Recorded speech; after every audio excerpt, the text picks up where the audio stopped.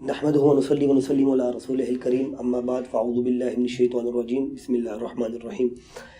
السلام علیکم ورحمۃ اللہ وبرکاتہ۔ آج میں موجود ہوں مرزا محمد علی انجینئر صاحب کے پاس۔ جیسے کہ آپ میرا تعارف جانتے ہیں، میں پچھلے 8 سال سے تحریک لبیک پاکستان کے جو مین چینل ہیں لبیک شو فیڈریشن کا صدر رہا ہوں، اور رضوی میڈیا جیلم وہ بھی میں چلاتا رہا ہوں پچھلے 8 سال سے۔ تو 6 سال سے میں مقیم ہوں اٹلی میں، تو جو میرے چینل ہیں وہ چل رہے ہیں الحمدللہ۔ آج میں جو علی بھائی کے پاس آیا ہوں، میں ایک صحافی بھی ہوں اور اپنی سوچ رکھتا ہوں، اپنی سوچ کے تحت، اپنے اختلاف کے تحت میں علی بھائی کے پاس موجود ہوں۔ تو میرا تعلق ویسے تو ایک بریلوی مکتبہ فکر سے ہے، جیسے کہ علی بھائی جانتے ہیں کہ میرا بھائی بریلوی مکتبہ فکر کا ایک عالم بھی ہے، اور جو میرا نانکا وہ سارا دیوبندی ہے۔ ان دونوں مکتبہ فکر سے میرا کافی اچھا تعلق ہے۔ تو میرے کچھ علی بھائی سے پچھلے 3-4 سال سے میں علی بھائی کو سن رہا ہوں، اور کافی حد تک میں ان کو سنتا تھا جب سے ہم نے ویڈیوز لگائی ہیں ان کی آگے پیچھے۔ تو ہمارے علماء سے ہمیں جو چیزیں ملی ہیں، کچھ لوگ آپ کو کافر کہتے ہیں، کچھ مرزائی کہتے ہیں، کچھ آپ کو گستاخ رسول کہتے ہیں، گستاخ صحابہ کہتے ہیں۔ تو میری زندگی کا ایک اصول ہے، جیسے علی بھائی نے ہر علماء کے پاس جاننا، جب تک کوئی بندہ زندہ ہو میری عادت ہوتی ہے کہ میں جو میرا اختلاف ہے اس سے میں کاؤنٹر خود ہی کر لوں، ماشاءاللہ، کہ وہ بندہ جب دنیا سے چلا جائے پھر تو فائدہ کوئی نہیں ہے، پھر تو وہ بحث بڑھتی جاتی ہے۔ اب ماشاءاللہ حیات ہیں، آپ سے میری بات ہوئی تھی، آپ نے کہا شہزاد بھائی آپ کے جتنے بھی سوالات ہیں آپ میرے پاس آئیں، میں آپ کو ضرور ٹائم دوں گا۔ تو اسی سلسلے میں آپ کو موجود ہوں۔ تو جزاک اللہ خیرہ، لا حول ولا قوۃ الا باللہ، اللہم صلی علی محمد وعلی آل محمد۔ ویلکم جی شہزیب بھائی، آپ کو اکیڈمی میں ہم خوش آمدید کہتے ہیں، اور یہ بڑی اچھی بات ہے کہ جس شخص کے اوپر اعتراض ہے ڈائریکٹلی اس سے پوچھا جائے، بجائے یہ کہ اس کے بارے میں آپ کسی دوسرے کے کہنے پر رائے قائم کر رہے ہیں، اور اس کے چھوٹے چھوٹے کلپس آؤٹ آف کانٹیکسٹ جو لوگ کاٹ رہے ہیں ان کی بات دیکھیں، اس بندے سے بھی پوچھ لیں کہ بھائی یہ آپ کے بارے میں اس طرح کی بات ہے، آپ کا کلپ دیکھا ہے، آپ کے بارے میں یہ چیز مشہور ہے، تو آپ کا اس حوالے سے کیا موقف ہے۔ تو آپ کے دل میں جو بھی سوال ہو وہ آپ کھلے دل کے ساتھ کریں، انشاءاللہ ہم کوئی برا نہیں منائیں گے۔ آپ بالکل جس طرح مخالفین سوال کرتے ہیں ویسے بھی کریں، کوئی ضروری نہیں کرٹسی میں پڑھنے کی۔ آپ سوال کی جو طاقت ہے، اسٹرینتھ ہے، وہ یہی ہے کہ آپ جس طریقے سے وہ اعتراض ہے اس کو اس طریقے سے پریزنٹ کریں۔ آپ کا رائٹ ہے، اللہ کا نام لے کے شروع کریں۔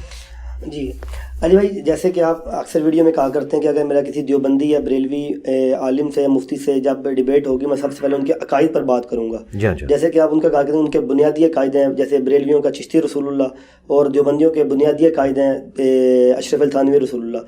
جیسے کہ آپ کو پہلے بتا چکا ہوں کہ میرا ان دونوں مکتبہ فکر سے کافی اچھا تعلق ہے، تو ہم نے تو ساری زندگی یہ دونوں عقائد نہیں پڑھے۔ تو اگر آپ کہتے ہیں کہ ان کے بنیادی عقائد ہیں، آپ بھی 32 ایئرز بریلوی رہے ہیں، کیا آپ کے بھی بنیادی عقائد چشتی رسول اللہ تھے؟ اگر آپ کہتے ہیں کہ آپ کے بنیادی عقائد چشتی رسول اللہ تھے، تو اب ہم یہ تو نہیں کہہ سکتے کہ پھر آپ 32 سال بریلوی رہے ہیں، پھر ہمیں یہ کہنا پڑے گا کہ آپ 32 سال مشرک اور کافر رہے ہیں، کیونکہ جس کا بنیادی عقائد یہ ہے وہ تو کافر ہے ہماری نظر میں۔ اگر ہم یہ بریلوی اور دیوبندیوں کا بنیادی عقائد ہماری نظر میں پھر دونوں کافر ہیں۔ ہاں جی، اس کا جواب بڑا آسان ہے، وہ یہ ہے کہ کیا بریلوی اشرف علی رسول اللہ کلمے کو جو الامداد رسالے میں پرنٹ ہوا 8 سے آلموسٹ 100 سال پہلے، اس میں جو اشرف علی تھانوی صاحب نے اپنے مرید کو جواب دیا کہ وہ پہلے خواب میں پڑھ رہا ہے، اس کے بعد بیداری میں بھی پڑھ رہا ہے، یہ دیوبندی چھپاتے ہیں، بریلویوں کو اس بات کا پتہ ہے کہ اس نے بیداری میں بھی اس کلمے کو ریپیٹ کیا۔ اس کے جواب میں اشرف علی تھانوی صاحب نے کہا کہ اس واقعے میں تسلی تھی، انہوں نے یہ نہیں کہا خواب میں تسلی تھی، انہیں پتا تھا خواب پلس بیداری ہے، اس واقعے میں تسلی تھی کہ تمہارا پیر متبع سنت ہے، یعنی جس پیر کی طرف تم رجوع لا رہے ہو وہ نبی الاسلام کے ٹریک کے اوپر ہے، اس لیے تم نے میرے نام کا کلمہ پڑھا، اس میں ہے لا الہ الا اللہ اشرف علی رسول اللہ، اور اللہم صلی علی و نبینا اشرف علی۔ اچھا، یہ نبینا اشرف علی یعنی ہمارے نبی، نعوذ باللہ، یہ اس نے پڑھا ہے۔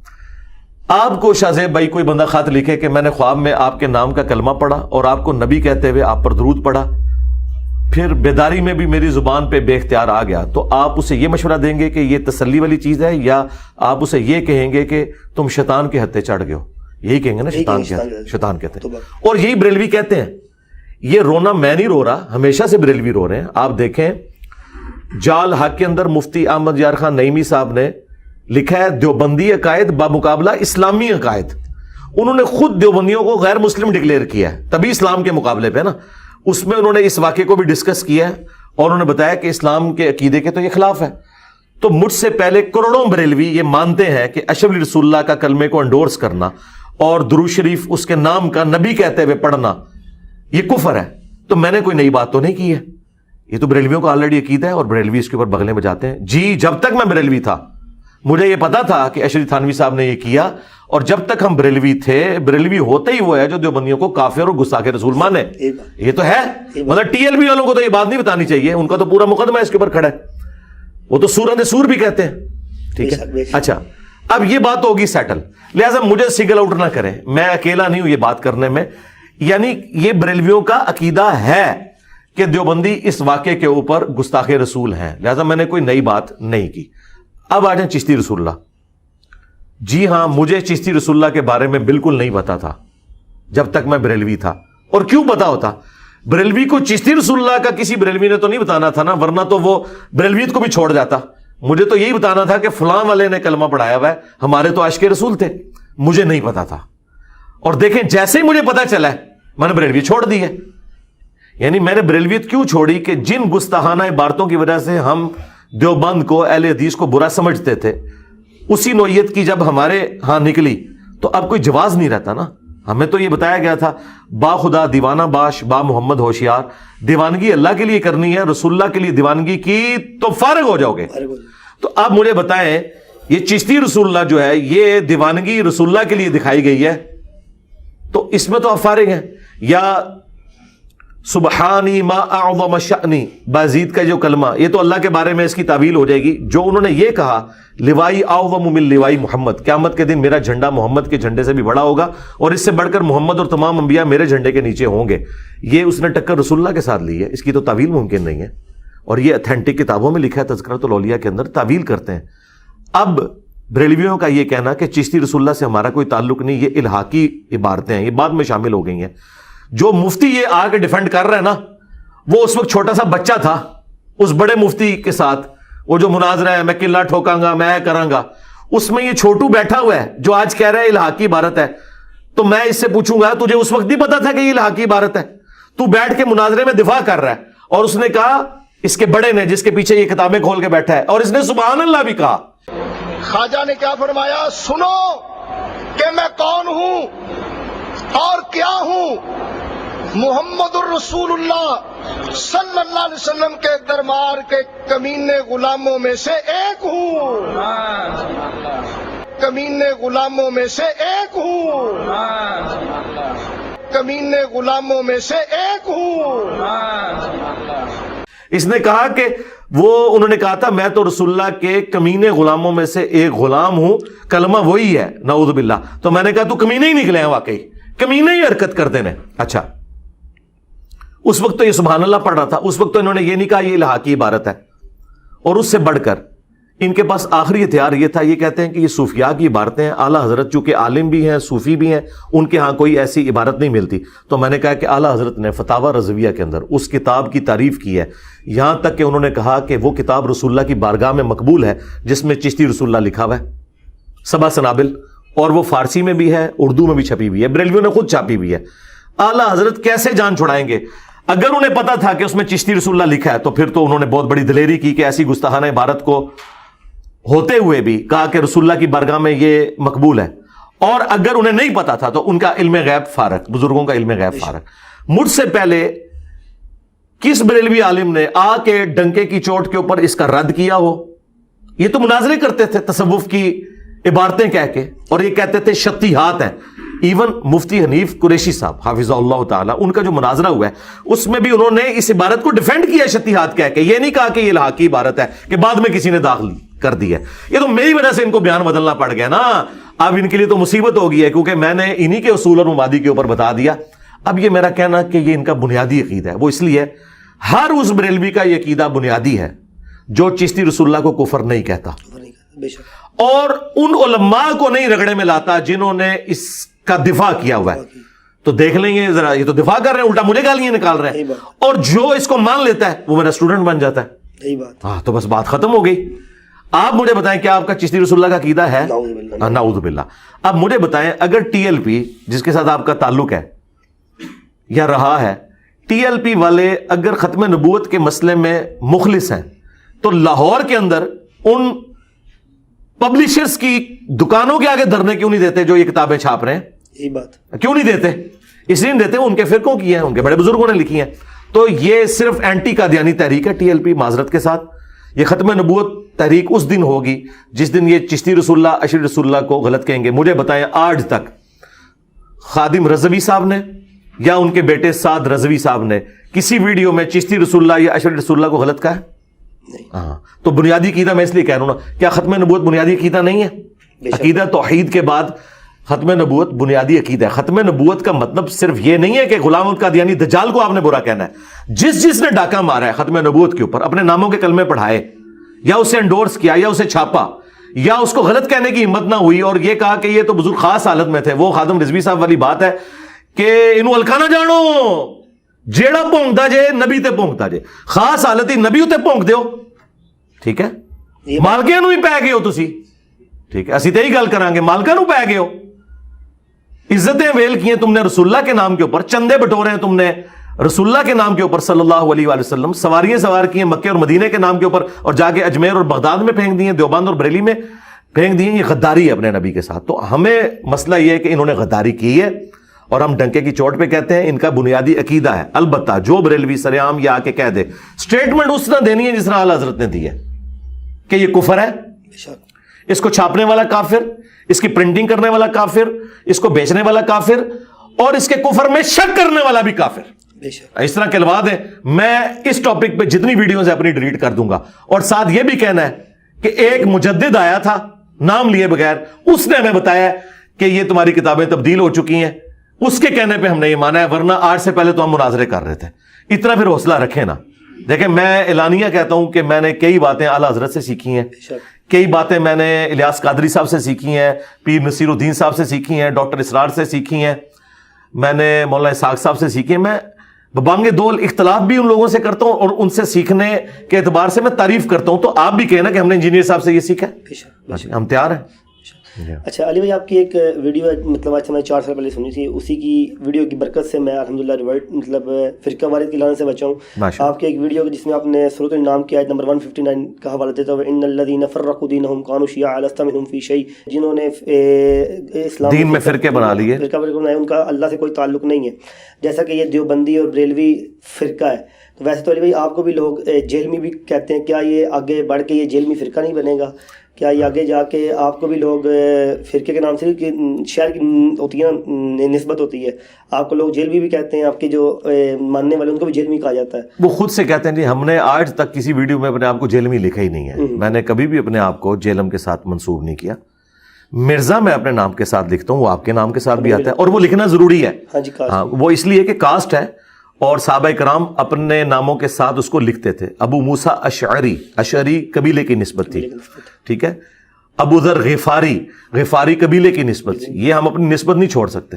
اگر بنو ہاشم میں ابو لہب پیدا ہوا اس کی وجہ سے رسول اللہ کو ہاشمی کہنا تو نہیں ہم چھوڑ سکتے. اس طریقے سے اگر غلام احمد قادیانی دجال مرزا فیملی میں پیدا ہوا تو اس کی وجہ سے ہم مرزا لکھنا تو چھوڑ نہیں سکتے. یہ تو بالکل ایک ڈیمانڈ ہی غلط ہے کہ ہم مرزا کیوں لکھتے ہیں، وہ تو ہم نے لکھنا ہے، وہ تو ہمیں قرآن و سنت کا حکم ہے. سورہ الحجرات میں بھی آیا کہ ہم نے تمہیں خاندانوں میں اور قبائل میں اس لیے بانٹا تاکہ تمہاری پہچان ہو سکے، اور اللہ کے نزدیک سب سے زیادہ عزت والا وہ ہے جو زیادہ پرہیزگار ہے. تو یہ تو ہم نے کرنا ہے. باقی یہ کہنا کہ فرقہ بن جائے گا، کئی تو کہتے ہیں فرقہ بن گیا. ہم کہتے ہیں کہ جی فرقہ دنیا میں ایک ٹرم ہے نا جی. مثلا اگر آپ کہتے ہیں یہ گھڑی ہے، اگر میں ایک موٹر بائک کو گھڑی ثابت کرنے کی کوشش کروں تو یہ بہت بڑا ظلم ہوگا. گھڑی میں ہوگا یا سوئیاں ہوں گی یا ڈیجیٹل واچ ہوگی، اس پہ ٹائم آ رہا ہوگا. اب موٹر بائک کے بارے میں اس کا سپیڈو میٹر کی جو سوئی ہے، آپ کہیں کہ یہ دیکھو جی یہ بڑے والی سوئی جو ہے نا یہ وہ والی ہے جو گھڑی کی وہ ہوتی ہے، اور چھوٹے والی جو آپ کو فیول بتا رہی ہے وہ ہے. تو آپ سر پکڑ کے بیٹھ جائیں گے کہ یار ان سوئیوں کا گھڑی کی سوئیوں سے کیا لینا دینا، یار یہ موٹر بائک ہے، یہ گھڑی نہیں ہے. اس طریقے سے فرقوں کا میرے ساتھ کیا لینا دینا. فرقوں کا ایک بابا ہوتا ہے جو کتاب لکھ کے یہ بتاتا ہے کہ باقی سارے کافر ہیں، میں مسلمان ہوں، اور جو جنتی فرقہ ہے وہ میرا ہے. میں نے کس فرقے کے بارے میں کہا ہے کہ وہ جہنمی فرقہ ہے؟ میں تو کہتا ہوں سارے فرقے مسلمان ہیں اور ایک نہ ایک دن اپنا عذاب بھگت کے جنت میں چلے جائیں گے. میں ان کے پیچھے نمازیں پڑھتا ہوں، ان کو چندے دیتا ہوں، اور کوئی الگ سے مسجد نہیں بنائی. فرقے کی مسجد الگ ہوتی ہے. آپ اسلام آباد میں دیکھ لیں, ایک بریلویوں کو مسجد ملتی ہے نا, دیوبندیوں کو ہاتھ میں پڑ جاتے ہیں, وہ کہتے ہیں ایک پلاٹ سانو ہی الاٹ کرو. تو میں نے تو کوئی پلاٹ نہیں مانگا, میں بریلوی دیوبندی اہل حدیث شیعہ سب کے پیچھے نمازیں پڑھتا ہوں. نہ میری کوئی چندہ بک, نہ کوئی مدرسہ, نہ کوئی مسجد. تو پھر مجھے یہ کیوں کہہ رہے ہیں کہ جی آپ نے فرقہ بنا لیا؟ نہ میں نے المہند لکھی, نہ میں نے حسام الارمین لکھی, نہ میں نے کسی کو کافر ڈکلیئر کیا, نہ میں نے یہ کہا کہ ہم ہی جنتی ہیں باقی جہنمی ہیں. الٹا میں تو یہ کہہ رہا ہوں کہ سارے ہی انشاءاللہ مسلمان ہیں, اپنے اپنے عذابات بھگت کے اللہ تعالیٰ چاہے گا تو جنت میں داخلہ فرمائے گا. میں تو سب مسلمانوں کے پیچھے نمازیں پڑھنے کا قائل ہوں, ان کو چندے دیتا ہوں, ان کی مسجدوں میں جاتا ہوں, الگ سے مسجد کوئی نہیں بنائی ہوئی ہے. لہٰذا یہ الزام ویسے ہی ختم ہو گیا. دیکھیں, الزام لگانے کے لیے آپ کو ساری چیزیں ثابت کرنا پڑیں گی. جب وہ چیزیں ہی نہیں ہیں تو آپ کس طریقے سے کسی کے اوپر اس طرح کی حد جاری کر سکتے ہیں کہ یہ والا معاملہ ہو گیا؟ چھوٹی سی بات کے اوپر حکم اٹھ جاتا ہے. دیکھیں, صحیح بخاری میں تعلیقاً روایت ہے اور سنن ابن ماجہ میں بھی موجود ہے. بخاری کی چیپٹر کی ہیڈنگ میں ایک چھوٹا سا واقعہ لے کے آئے امام بخاری کے. حضرت عمر نے اپنے دور خلافت میں ایک پاگل شخص کے اوپر حد قائم کی. تو حضرت علی نے کہا کہ اے امیر المومنین, آپ کو نہیں پتا کہ 3 لوگوں سے اللہ نے شریعت کا قلم اٹھا لیا ہے, پاگل, سویا ہوا شخص اور چھوٹا بچہ. اس کی وجہ سے حضرت عمر نے اپنا ڈیسیژن واپس لے لیا کہ مجنون ہے تو اب شرعی حکم اٹھ جائے گا, اس کے اوپر کوئی حد نہیں لگے گی کیونکہ ہے ہی پاگل ہے. اب مجھے بتائیں, میرے اندر کوئی بھی ویسی چیزیں موجود نہیں جو فرقوں میں ہوتی ہیں, مجھ سے شرعی حکم کیوں نہیں یہ اٹھا رہے فرقے والا؟ تو ٹھیک ہے, کہتے رہے, لوگ مجھے سنتے ہیں مخالفین کے کہنے کے اوپر ہی. لوگ کہتے ہیں وہ تو یہ بات کر ہی نہیں رہا, آپ جھوٹ بول رہے ہیں. تو اللہ کا شکر ہے, مجھے انہوں نے مرزا کہہ کے قادیانی کہا تو سب سے زیادہ ویڈیوز اسی وجہ سے میری دیکھی گئیں. انہوں نے میرے ساتھ بڑی نیکی کی ہے. تو ان کو میں اس لیے سمجھا رہا ہوں کہ قبر و آخرت کی فکر کریں. اللہ تعالیٰ آپ کو قیامت کے دن پوچھے گا یہ جو کچھ آپ نے کیا ہے, یہ جو حرکت آپ کر رہے ہیں.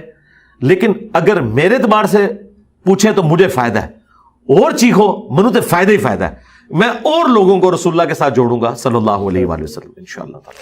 اچھا علی بھائی, آپ کو یاد ہوگا کہ میرا آپ سے لائیو سیشن ہوا تھا, میں نے ایک سوال کیا تھا منی گاڈ پہ, اور آپ نے مجھے دلیل دیتے ہوئے کہا تھا کہ جیسے کہ بریلوی بھی کہتے ہیں کہ ان کا جو غوث اعظم ہے وہ کم بِإِذْنِ اللہ کہہ کے مردے کو کیا کرتے تھے, لیکن کم بِإِذْنِ اللہ کا مطلب تو ہے اٹھ جا اللہ کے نام سے. تو یہ کن فیکون کی صلاحیت تو نہیں نہ, یہ تو مطلب اللہ کے نام سے اٹھا رہے ہیں. اور اگر آپ کہتے ہیں کہ جنت میں ہمیں کن فیکون کی صلاحیت ملتی ہے, تو اگر ایک شخص وہاں پہ جنت میں کہے کہ میرا گھر رسول اللہ کے ساتھ ہو, اور دوسرا بھی کہتا ہے میرا رسول اللہ کے ساتھ ہو, تیسرا بھی کہتا ہے, وہاں پہ تو لڑائی ہو جائے گی. تو اگر ایک خواہش والا ہو تو پھر تو اللہ کے ہاتھ میں ہے نا کہ اللہ جو مرضی کرے. جی اللہ کے ہاتھ میں ہے. میں نے کس ویڈیو میں کہا کہ جنت میں جا کے انسان اللہ تعالیٰ کے دار اختیار سے باہر نکل جائے گا؟ کبھی بھی نہیں کہا. یہ تو ہمارا عقیدہ ہی نہیں ہے. ہم یہ کہتے ہیں کہ وہ اپنے فریم آف ریفرنس کے اندر جتنی اللہ نے اس کو جگہ دی ہوگی اس کے اندر اس کا حکم چلے گا. یہ نہیں ہو سکتا. اب قرآن میں آیا ہے کہ جنت میں ہر وہ چیز ہے جو تم چاہو گے. کیا اس کا رزلٹ کسی نے یہ نکال لیا ہے کہ میری خواہش یہ ہے کہ میں نبی علیہ السلام کا پڑوسی بن جاؤں اور اللہ تعالیٰ یہ پوری کر دے گا؟ نہیں, وہ جو پڑوس کے اہل ہوں گے انہی کے لیے پوری ہوگی خواہش. آپ کے حالات و واقعات کے اندر جو آپ کے لیے فیوریبل ہے وہ آپ کو ملے گا. آپ اس طرح نہیں کر سکتے. اور دوسری بات, مفتی سعید صاحب جنہوں نے 3 نکاح پڑھائے ہیں عمران خان صاحب کے, انہوں نے تو اگلے دن ایک ویڈیو میں کہہ دیا, جب ان سے پوچھا گیا کیا جنت میں وائی فائی ہوگا, انٹرنیٹ ہوگا, تو انہوں نے کہا بھائی جنت میں تو سب ایک کی ہی چھوٹی چھوٹی خدائیاں ہوں گی, جو چاہو گے ملے گا. کیا جنت میں وائی فائی ہوگا؟ سب کچھ ہوگا بھائی. کسی آدمی کے وہم و گمان میں بھی وہ چیزیں نہیں گزری جو اللہ اسے جنت میں دے گا. بھیا سب کی اپنی اپنی چھوٹی چھوٹی خدائیاں ہوں گی, اب اس سے زیادہ کیا چاہیے؟ بھیا سب کی اپنی اپنی چھوٹی چھوٹی خدائیاں ہوں گی, اب اس سے زیادہ کیا چاہیے؟ بھیا سب کی اپنی اپنی چھوٹی چھوٹی خدائیاں ہوں گی, اب اس سے زیادہ کیا چاہیے؟ اپنی خدائی ہوگی نا, یہ ہو جائے یہ نہ ہو. اپنی خدائی ہوگی نا, یہ ہو جائے یہ نہ ہو. اپنی خدائی ہوگی نا, یہ ہو جائے یہ نہ ہو. تو ان کو کسی نے کافر کیوں نہیں کہا؟ انہوں نے تو خدا کا لفظ بولا کہ خدائیاں ہوں گی, اور ایک نہیں ساری خدائیاں مانی. وہ بات بالکل ٹھیک کر رہے تھے کہ اپنے فریم آف ریفرنس کے اندر. باقی جو منی گاڈ کا کانسیپٹ میں نے اس حوالے سے دیا, اس میں وہ گاڈ معبود کے معنوں میں نہیں ہے, بلکہ ان معنوں میں ہے کہ جس طرح اللہ کو موت نہیں آنی, ہمیں موت نہیں آئے گی. جس طرح اللہ کی مرضی چلتی ہے, اللہ کے دیے ہوئے اختیار میں سے اپنے ایریے میں ہماری مرضی چلے گی. ایک چھوٹے سے اس ایریے کے اندر ہم بھی اللہ تعالیٰ کی عطا کردہ اس طاقت کی وجہ سے جو خواہش کریں گے وہ چیز ہمارے سامنے آ جائے گی. خواہش کے بعد چیز کا سامنے آنا یہ تو کن فیکون سے بھی بڑی چیز ہوگی کہ آپ خواہش کریں اور وہ چیز آپ کے سامنے ہو جائے. یہ اللہ تعالیٰ کے انڈر ہوگا.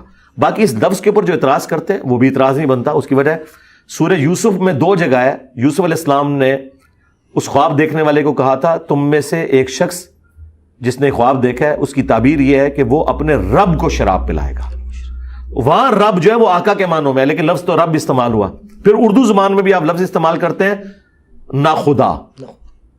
یہ لفظ ہے ناؤ خدا. ناؤ کہتے ہیں فارسی میں کشتی کو، خدا کہتے ہیں اس کے چلانے والے کو، یعنی کشتی کا چلانے والا. اور اس کو مختصر کر کے ناؤ خدا سے نا خدا بن گیا ملاح کے لیے. اب وہاں خدا کا لفظ ہے لیکن وہ خدا ان معنوں میں نہیں ہے. تو یہ انہوں نے خامخواہ ایک لنگوسٹک کی بات سے چیز کو پکڑا. حالانکہ ہم اس طرح پکڑے نا تو صوفیاء جو وحدت الوجود کہتے ہیں ہم ان پہ کفر کا فتویٰ لگائیں. وحدت الوجود کا مطلب یہ ہے کہ کافر، مسلمان، جانور، انسان سب ایک ایک وجود ہے. یہ تو کفر ہے. وہ خود بھی کہتے ہیں کہ نہیں، وحدت الوجود کا مطلب یہ ہے کہ تمام چیزیں اللہ کی وجہ سے قائم ہے. ہم کہتے ہیں پھر آپ وحدت الوجود کیوں بول رہے ہو؟ وہ کہتے ہیں اس کی تشریح ہم کریں گے نا. اگرچہ لفظ بول رہے ہیں کہ ایک وجود ہے، ایک وجود تو نہیں ہے. کروڑوں تو پاکستان کے اندر انسان آباد ہے، ٹھیک ہے، 8 ارب دنیا کی آبادی ہے، اور باقی جو وجود ہے وہ الگ سے خربوں میں ہے. تو پھر ایک وجود کیسے ہوا؟ وہ کہتے ہیں نہیں، ایک وجود کا مطلب یہ ہے کہ یہ خالق اور مخلوق الگ ہے لیکن ان سب کی زندگی ادھاری ہے اس کی. اتنی بڑی تعویل ہم ان کی مان کے ہم انہیں کافر نہیں کہتے. پینتھیزم کا، ہماؤس کا عقیدہ ہندوؤں والا ان کے اوپر نہیں لگاتے، ہم ان کی تعویل قبول کرتے ہیں. تو میں نے بھی جو بات کی تھی وہ یہ ہے کہ جنت میں ہر شخص کو اللہ تعالیٰ اپنے فریم آف ریفرنس کے اندر اختیار دے گا. اور دنیا میں یہ تو کہتے ہیں چاہیں تو اشاروں سے اپنے کائے پلٹ دیں دنیا کی. یہ تو کن فیکون سے بھی آگے چیز ہے. وہ تو دنیا میں ہی کن فیکون سے آگے مانے ہوئے کہ اشاروں سے کائے پلٹ دیں. یہ شان ہے خدمت گاروں کی، سرکار کا عالم کیا ہوگا. تو سرکار بات یہ کہ جب انجینئر صاحب کوئی بات کرتے ہیں نا، اس سے بڑی بات ان کے بابے نے کی ہوتی ہے، وہ پس پشت ہوتی ہے، مجھے لا کے نا سامنے کھڑا کر دیتے ہیں. اس لیے میں نے یہ دعویٰ کیا تھا میرا کوئی ایک عقیدہ، میرا کوئی ایک نظریہ، ایسا اصول اور مبادی میں آپ لے کر آئیں جو اس سے زیادہ ورسٹ فارم میں پہلے ایگزسٹ نہ کرتا ہو. مثلا اگر میں بنو امیہ کو کنڈیم کرتا ہوں تو جو غالی رافضی ہیں وہ تو حضرت معاویہ رضی اللہ تعالیٰ عنہ کو مسلمان ماننا تو دور کی بات، وہ منافق کہتے ہیں اور تقیۃً بھی نہیں مانتے. تقیہ وہ کرتے ہیں خلفائے ثلاثہ کے اوپر. تو مجھے بتائیں مجھ سے زیادہ تو وہ یہ کر رہے ہیں. تو میں نے کوئی نیا نظریہ تو نہیں رکھا، اور میرا جو نظریہ ہے وہ بخاری مسلم سے میں حدیث پیش کرتا ہوں، اس کے باوجود میں رضی اللہ عنہ کہتا ہوں. تو الحمدللہ میں کبھی بھی ایک ریڈ لائن کو کراس نہیں کرتا. میرا ہر نظریہ درست ہے اس حوالے سے کہ وہ کسی نہ کسی فارم میں اس سے زیادہ سخت حالت میں یا بریلویوں کے ہاں پایا جاتا ہوگا، یا دیوبند کے ہاں، یا اہل حدیث کے ہاں، یا شیعہ کے ہاں. اب رفع الیدین پہ میں زور دیتا ہوں تو کیا اہل حدیث رفع الیدین پہ زور نہیں دیتے؟ ان کا تو پورا مسلک رفع الیدین کے اوپر کھڑا ہوا ہے. ٹھیک ہے، اگر میں بات کرتا ہوں گستاخانہ عبارتوں کی تو بریلوی تو پوری کھڑی اس کے اوپر ہے کہ دیوبندی گستاخ ہے. تو میں نے کوئی نئی بات تو آ کے کی نہیں ہے. میرا یہ چیلنج ہے کہ میرا ایک نظریہ بھی ایسا نہیں ہے جو اس پلانٹ ارتھ پہ مجھ سے پہلے ایگزسٹ نہ کرتا ہو. ہاں یہ ہے کہ ہر فرقے میں تھا، میں نے ہر فرقے کا حق ایک جگہ جمع کر کے اپنے آپ کو نبی علیہ السلام کے ساتھ منسوب کیا بجائے بابوں کے ساتھ منسوب کرنے. نہیں ماشاء اللہ آپ نے یہ ایکسپلین کر دیا. میرے کافی جو دوست جماعت اسلامی سے تعلق رکھتے ہیں اٹلی کے اندر، انہیں کا یہی سوال تھا، تو ابھی آپ نے ایکسپلین کر دیا نا، اب ہمارے لیے ماشاء اللہ بہت ایزی. میں نے کئی دفعہ اس کو ایکسپلین کیا. دیکھیں وہ میں نے جو بات پہلی دفعہ بھی کی تھی وہ یہی کی تھی، اور اس کے پیچھے لاجک کیا تھی. دیکھیں ایک اتنا مشکل سوال ہے جس کا جواب غامدی صاحب سے میں نے لیا اور اس میں ویلیو ایڈیشن کی. وہ یہ تھی کہ میں اس خدا سے کیسے محبت کروں جس نے میری مرضی کے بغیر مجھے پیدا کر کے اتنی بڑی آزمائش میں ڈال دیا کہ یا تو میں جنت میں جاؤں گا یا جہنم میں. تو ایسے خدا سے میں ڈر تو سکتا ہوں کہ بڑا ڈر ہے جی منو پھسا چھڑیا، لیکن عشق محبت کیسے پیدا ہو؟ محبت تو آپ کے وہاں پیدا ہوتی ہے جہاں آپ کسی کے لیے جان چھڑکنے کے لیے تیار ہو جائیں. خدا کے لیے ہم کیسے شدید ترین محبت رکھیں؟ قرآن تو کہتا ہے کہ ایمان والوں کی نشانی ہے والذین آمنوا اشد حبا للہ. اگر ایمان والا پوری زندگی ڈرتا ہے یار انہیں منو سٹ دینا ہے دوزخ وچ، انہیں منو چھڈنا نہیں ہے، تو میں عشق تو نہیں کر سکتا، ہاں ڈر سکتا ہوں. تو مجھ سے سوال ہوا تھا میں اللہ سے محبت کیسے کروں؟ تو میں نے اس کے لیے بتایا تھا کہ آپ اللہ کی ذات کا یہ پہلو غور سے دیکھیں کہ وہ اکیلا تھا، اس کے ساتھ خدائی میں کوئی شریک نہیں. وہ چاہتا تو اکیلا رہتا، لیکن اس نے محض فضل سے پیدا کیا مجھے، اور پھر کہا کہ 50-60 سال کی زندگی مجھے دے دو، میں ہمیشہ کی زندگی تمہیں دوں گا. یعنی جس طرح میں نے ہمیشہ رہنا تم بھی ہمیشہ رہو گے.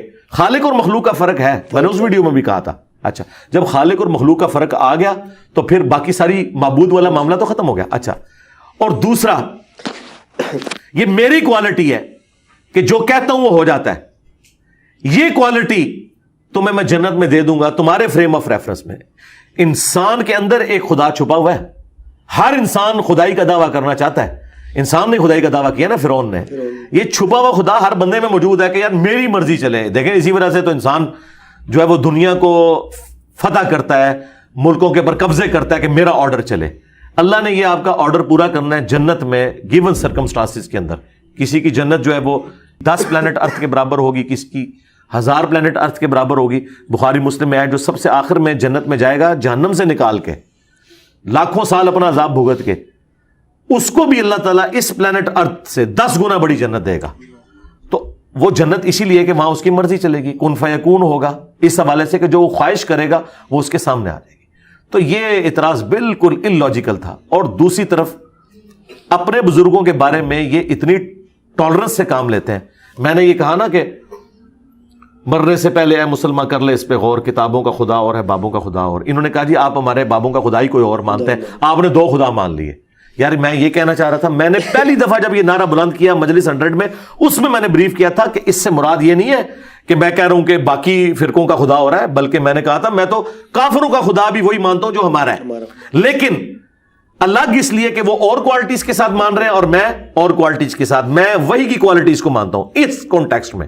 اور دوسری طرف آپ کو پتا ہے اعلیٰ حضرت نے ایک کتاب لکھی ہے سبحان السبوح، اس میں انہوں نے دیوبندیوں پہ، وہابیوں پہ، اہل حدیثوں پہ گرفت کی ہے کہ تم کہتے ہو کہ خدا جھوٹ بول سکتا ہے لیکن بولے گا نہیں، ٹھیک ہے۔ اس کے اوپر گرفت کرتے ہوئے انہوں نے کہا کہ وہابیوں کا خدا چوری کرتا ہے، وہابیوں کا خدا زنا کرتا ہے، سارے گناہ گنوائے ہیں۔ انہوں نے کہا جس نے جھوٹ گناہ نا اس طرح ساری گندی گندی باتیں کر کے انہوں نے کہا وہابیوں کا خدا یہ ہے، وہابیوں کا خدا یہ ہے۔ اب بریلویوں سے پوچھو کہ وہابیوں کا خدا کوئی الگ ہے، وہ کہیں گے نہیں نہیں، وہ یہ کہنا چاہ رہے ہیں کہ جن کوالٹیز کے سامنے آئے ہو نا داڑھ تھلے ہوں، تسی میری داڑھ تھلے آ سکتے ہو جڑا آپ بریلوی رہے، ہاں میری داڑھ ایسی ہے تھوڑے سارے بابے وچ کڑچ اور آخری جا۔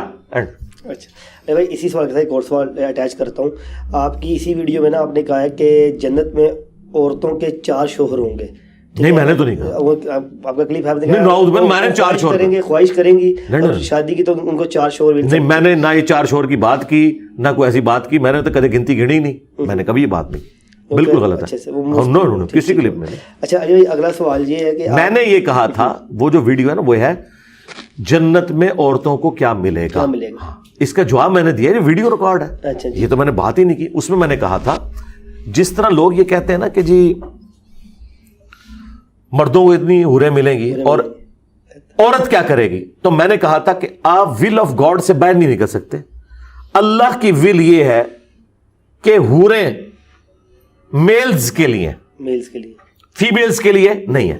اب اگر کوئی فیمیل کہتی ہے نا کہ مجھے کچھ چاہیے تو وہ پہلے ول آف گاڈ کے انڈر آئے گی۔ ول آف گاڈ یہ ہے کہ وہ پھر پہلے اللہ سے خواہش کرے کہ مجھے مرد بنا دیا جائے، پھر وہ مرد بن جائے گا، پھر اسے حوریں مل جائیں گی، ورنہ اس کی حوریں کسی کام کی نہیں ہے۔ اور میں عورتوں کو بھی بتا دوں جنت میں پہنچ کے آپ کے لیے حوروں کے لیے کوئی اٹریکشن ہوئے گی نہیں، اور نہ آپ کے لیے ایک سے زیادہ مردوں کی کوئی اٹریکشن ہوگی، یہ اللہ نے چیز نکال دینی ہے، ٹھیک ہے نا۔ جس طرح جنت میں پہنچ کے اللہ تعالیٰ نے جو سوکن والا رشتہ ہے وہ بھی ختم کر دینا ہے، کسی حور کو جیلسی نہیں ہوگی دوسری حور سے کہ یہ اس کے عقد میں ہے، ٹھیک ہے۔ یہ اللہ تعالیٰ چاہے تو کر سکتا ہے نا، یہ اللہ ہی کر سکتا ہے، دنیا میں پاسبل نہیں۔ جنت کی ڈائنامکس الگ ہے، جس طرح اللہ تعالیٰ سورۃ الحجر میں فرماتا ہے کہ جو اہل ایمان کے درمیان آپس میں جو رنجش کی وجہ سے کوئی کینہ آ جاتا ہے تو ہم جنت میں ان کے دلوں سے وہ ساری چیزیں نکال دیں گے اور وہ تختوں پہ آمنے سامنے بیٹھے ہوں گے ٹیک لگائے ہوئے۔ تو دنیا میں تو کوئی نہیں سوچ سکتا کہ کسی کے بارے میں دل سے نفرت نکال دے جس سے آپ کا اختلاف ہے۔ اور مولا علی علیہ السلام یہی کہہ رہے ہیں مصنف ابن ابی شیبہ میں کہ میں اللہ سے امید کرتا ہوں کہ سورۃ الحجر کی آیت نمبر 47 میرے عثمان بن عفان، طلحہ اور زبیر کے بارے میں کہ اللہ تعالیٰ ہمارے دلوں میں جو ایک دوسرے کے لیے کوئی غل، کوئی میل آ گیا ہے وہ نکال دے گا۔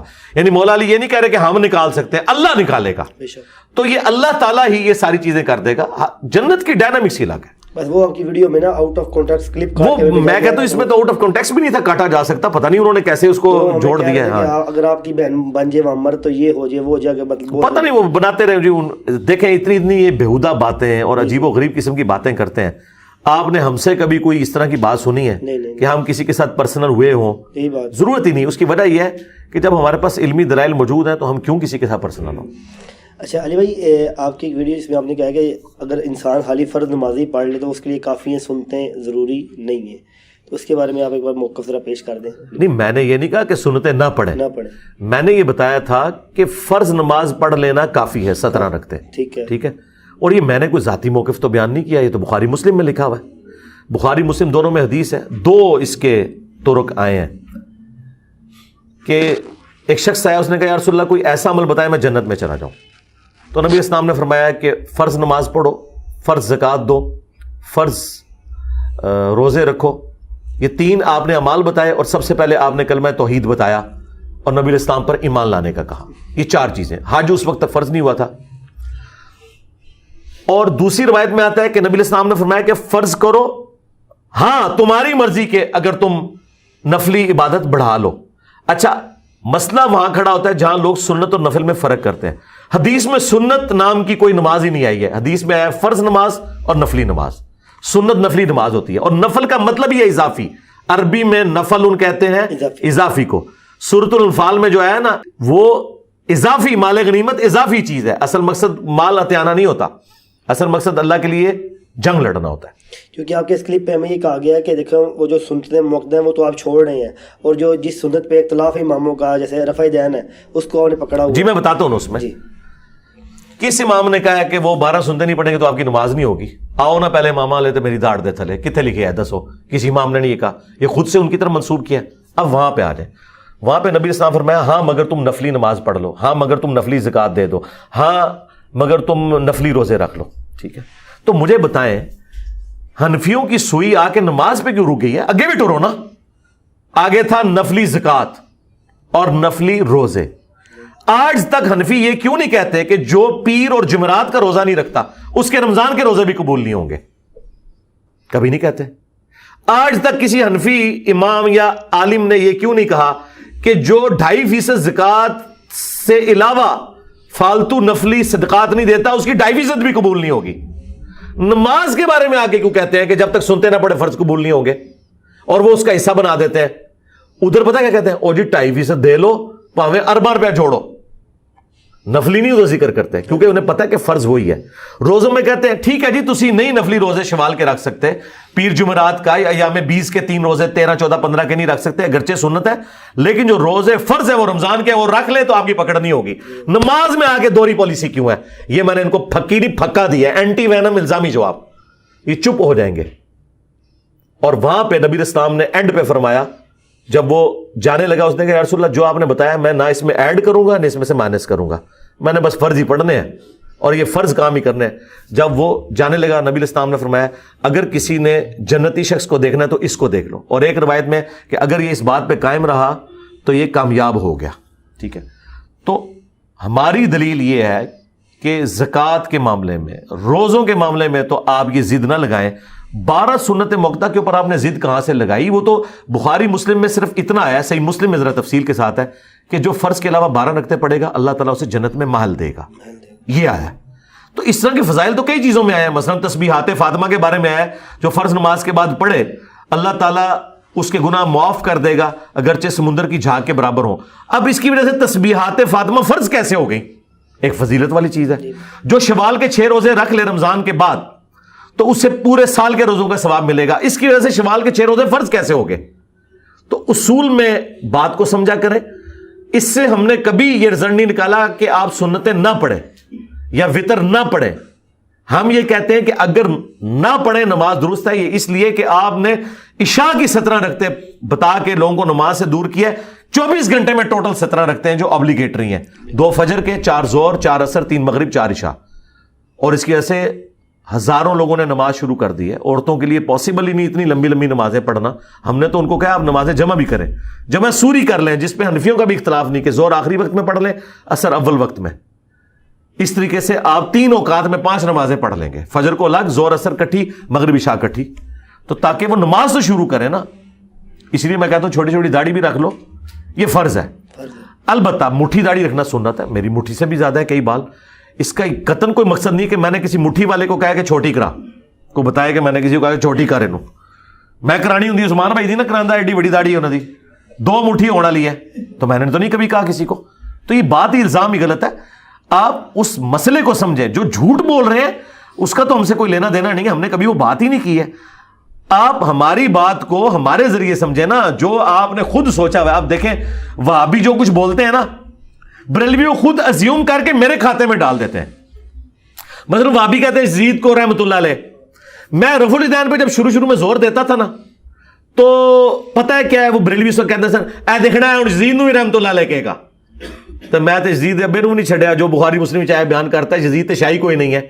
हुण ठंड पै गई जे, हाँ ਤੁਹਾਡੀ ਜ਼ਰੂਰਤ नहीं है, आला हज़रत की जरूरत नहीं हुई है यजीद के बारे बोले। उन्होंने कहा साडा इमाम सकूत रखता है, ठीक है, बरेलवी बोलते हैं लेकिन इन्होंने इमाम ने सकूत रखी हुई है। मैं पुड़ के रख छड़े हर चीज कुरान और सुन्नत के दर, क्योंकि मुझे पता था कि हर वो गाली वाबियों वाली मुझे देंगे। अच्छा, मैंने रफुल इदैन पे बात की तो इसने कहा ये अनकरीब जो है वो देवबंदियों और अहले हदीस की जो गुस्ताखाना इबारतें हैं उनको भी ठीक कहेगा। मैं मंजी ठोक के रख छड़ी, उन्होंने भी तो भी ठोक दी थी, ठीक है। तो ये आप खुद से गालियां जो एक दूसरे को देते हैं वो मेरे खाते में तो ना डालें, जिस तरह आप सुन्नी कर रहे हैं कि मैं हजरत मुआविया रज़ी अल्लाह ताला अन्हु के हजरत अली के खिलाफ खुरूज को बुखारी मुस्लिम की अहादीस की रोशनी में गलत समझता हूं। इनको ये हो गया देखना जी ए अन करीब देखना हजरत मुआविया को काफिर कहेगा, मैं आज तक रज़ी अल्लाह अन्हु कह रहा, ठीक है। खाम खा दूसरों की जुबान, ठीक है, वो मेरे खाते में क्यों डालते हैं, ठीक है। ये बड़ी सख्त ज्यादती है।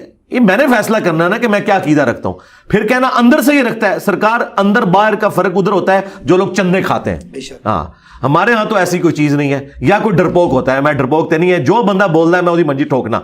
और देखो कैसा चुप करता है।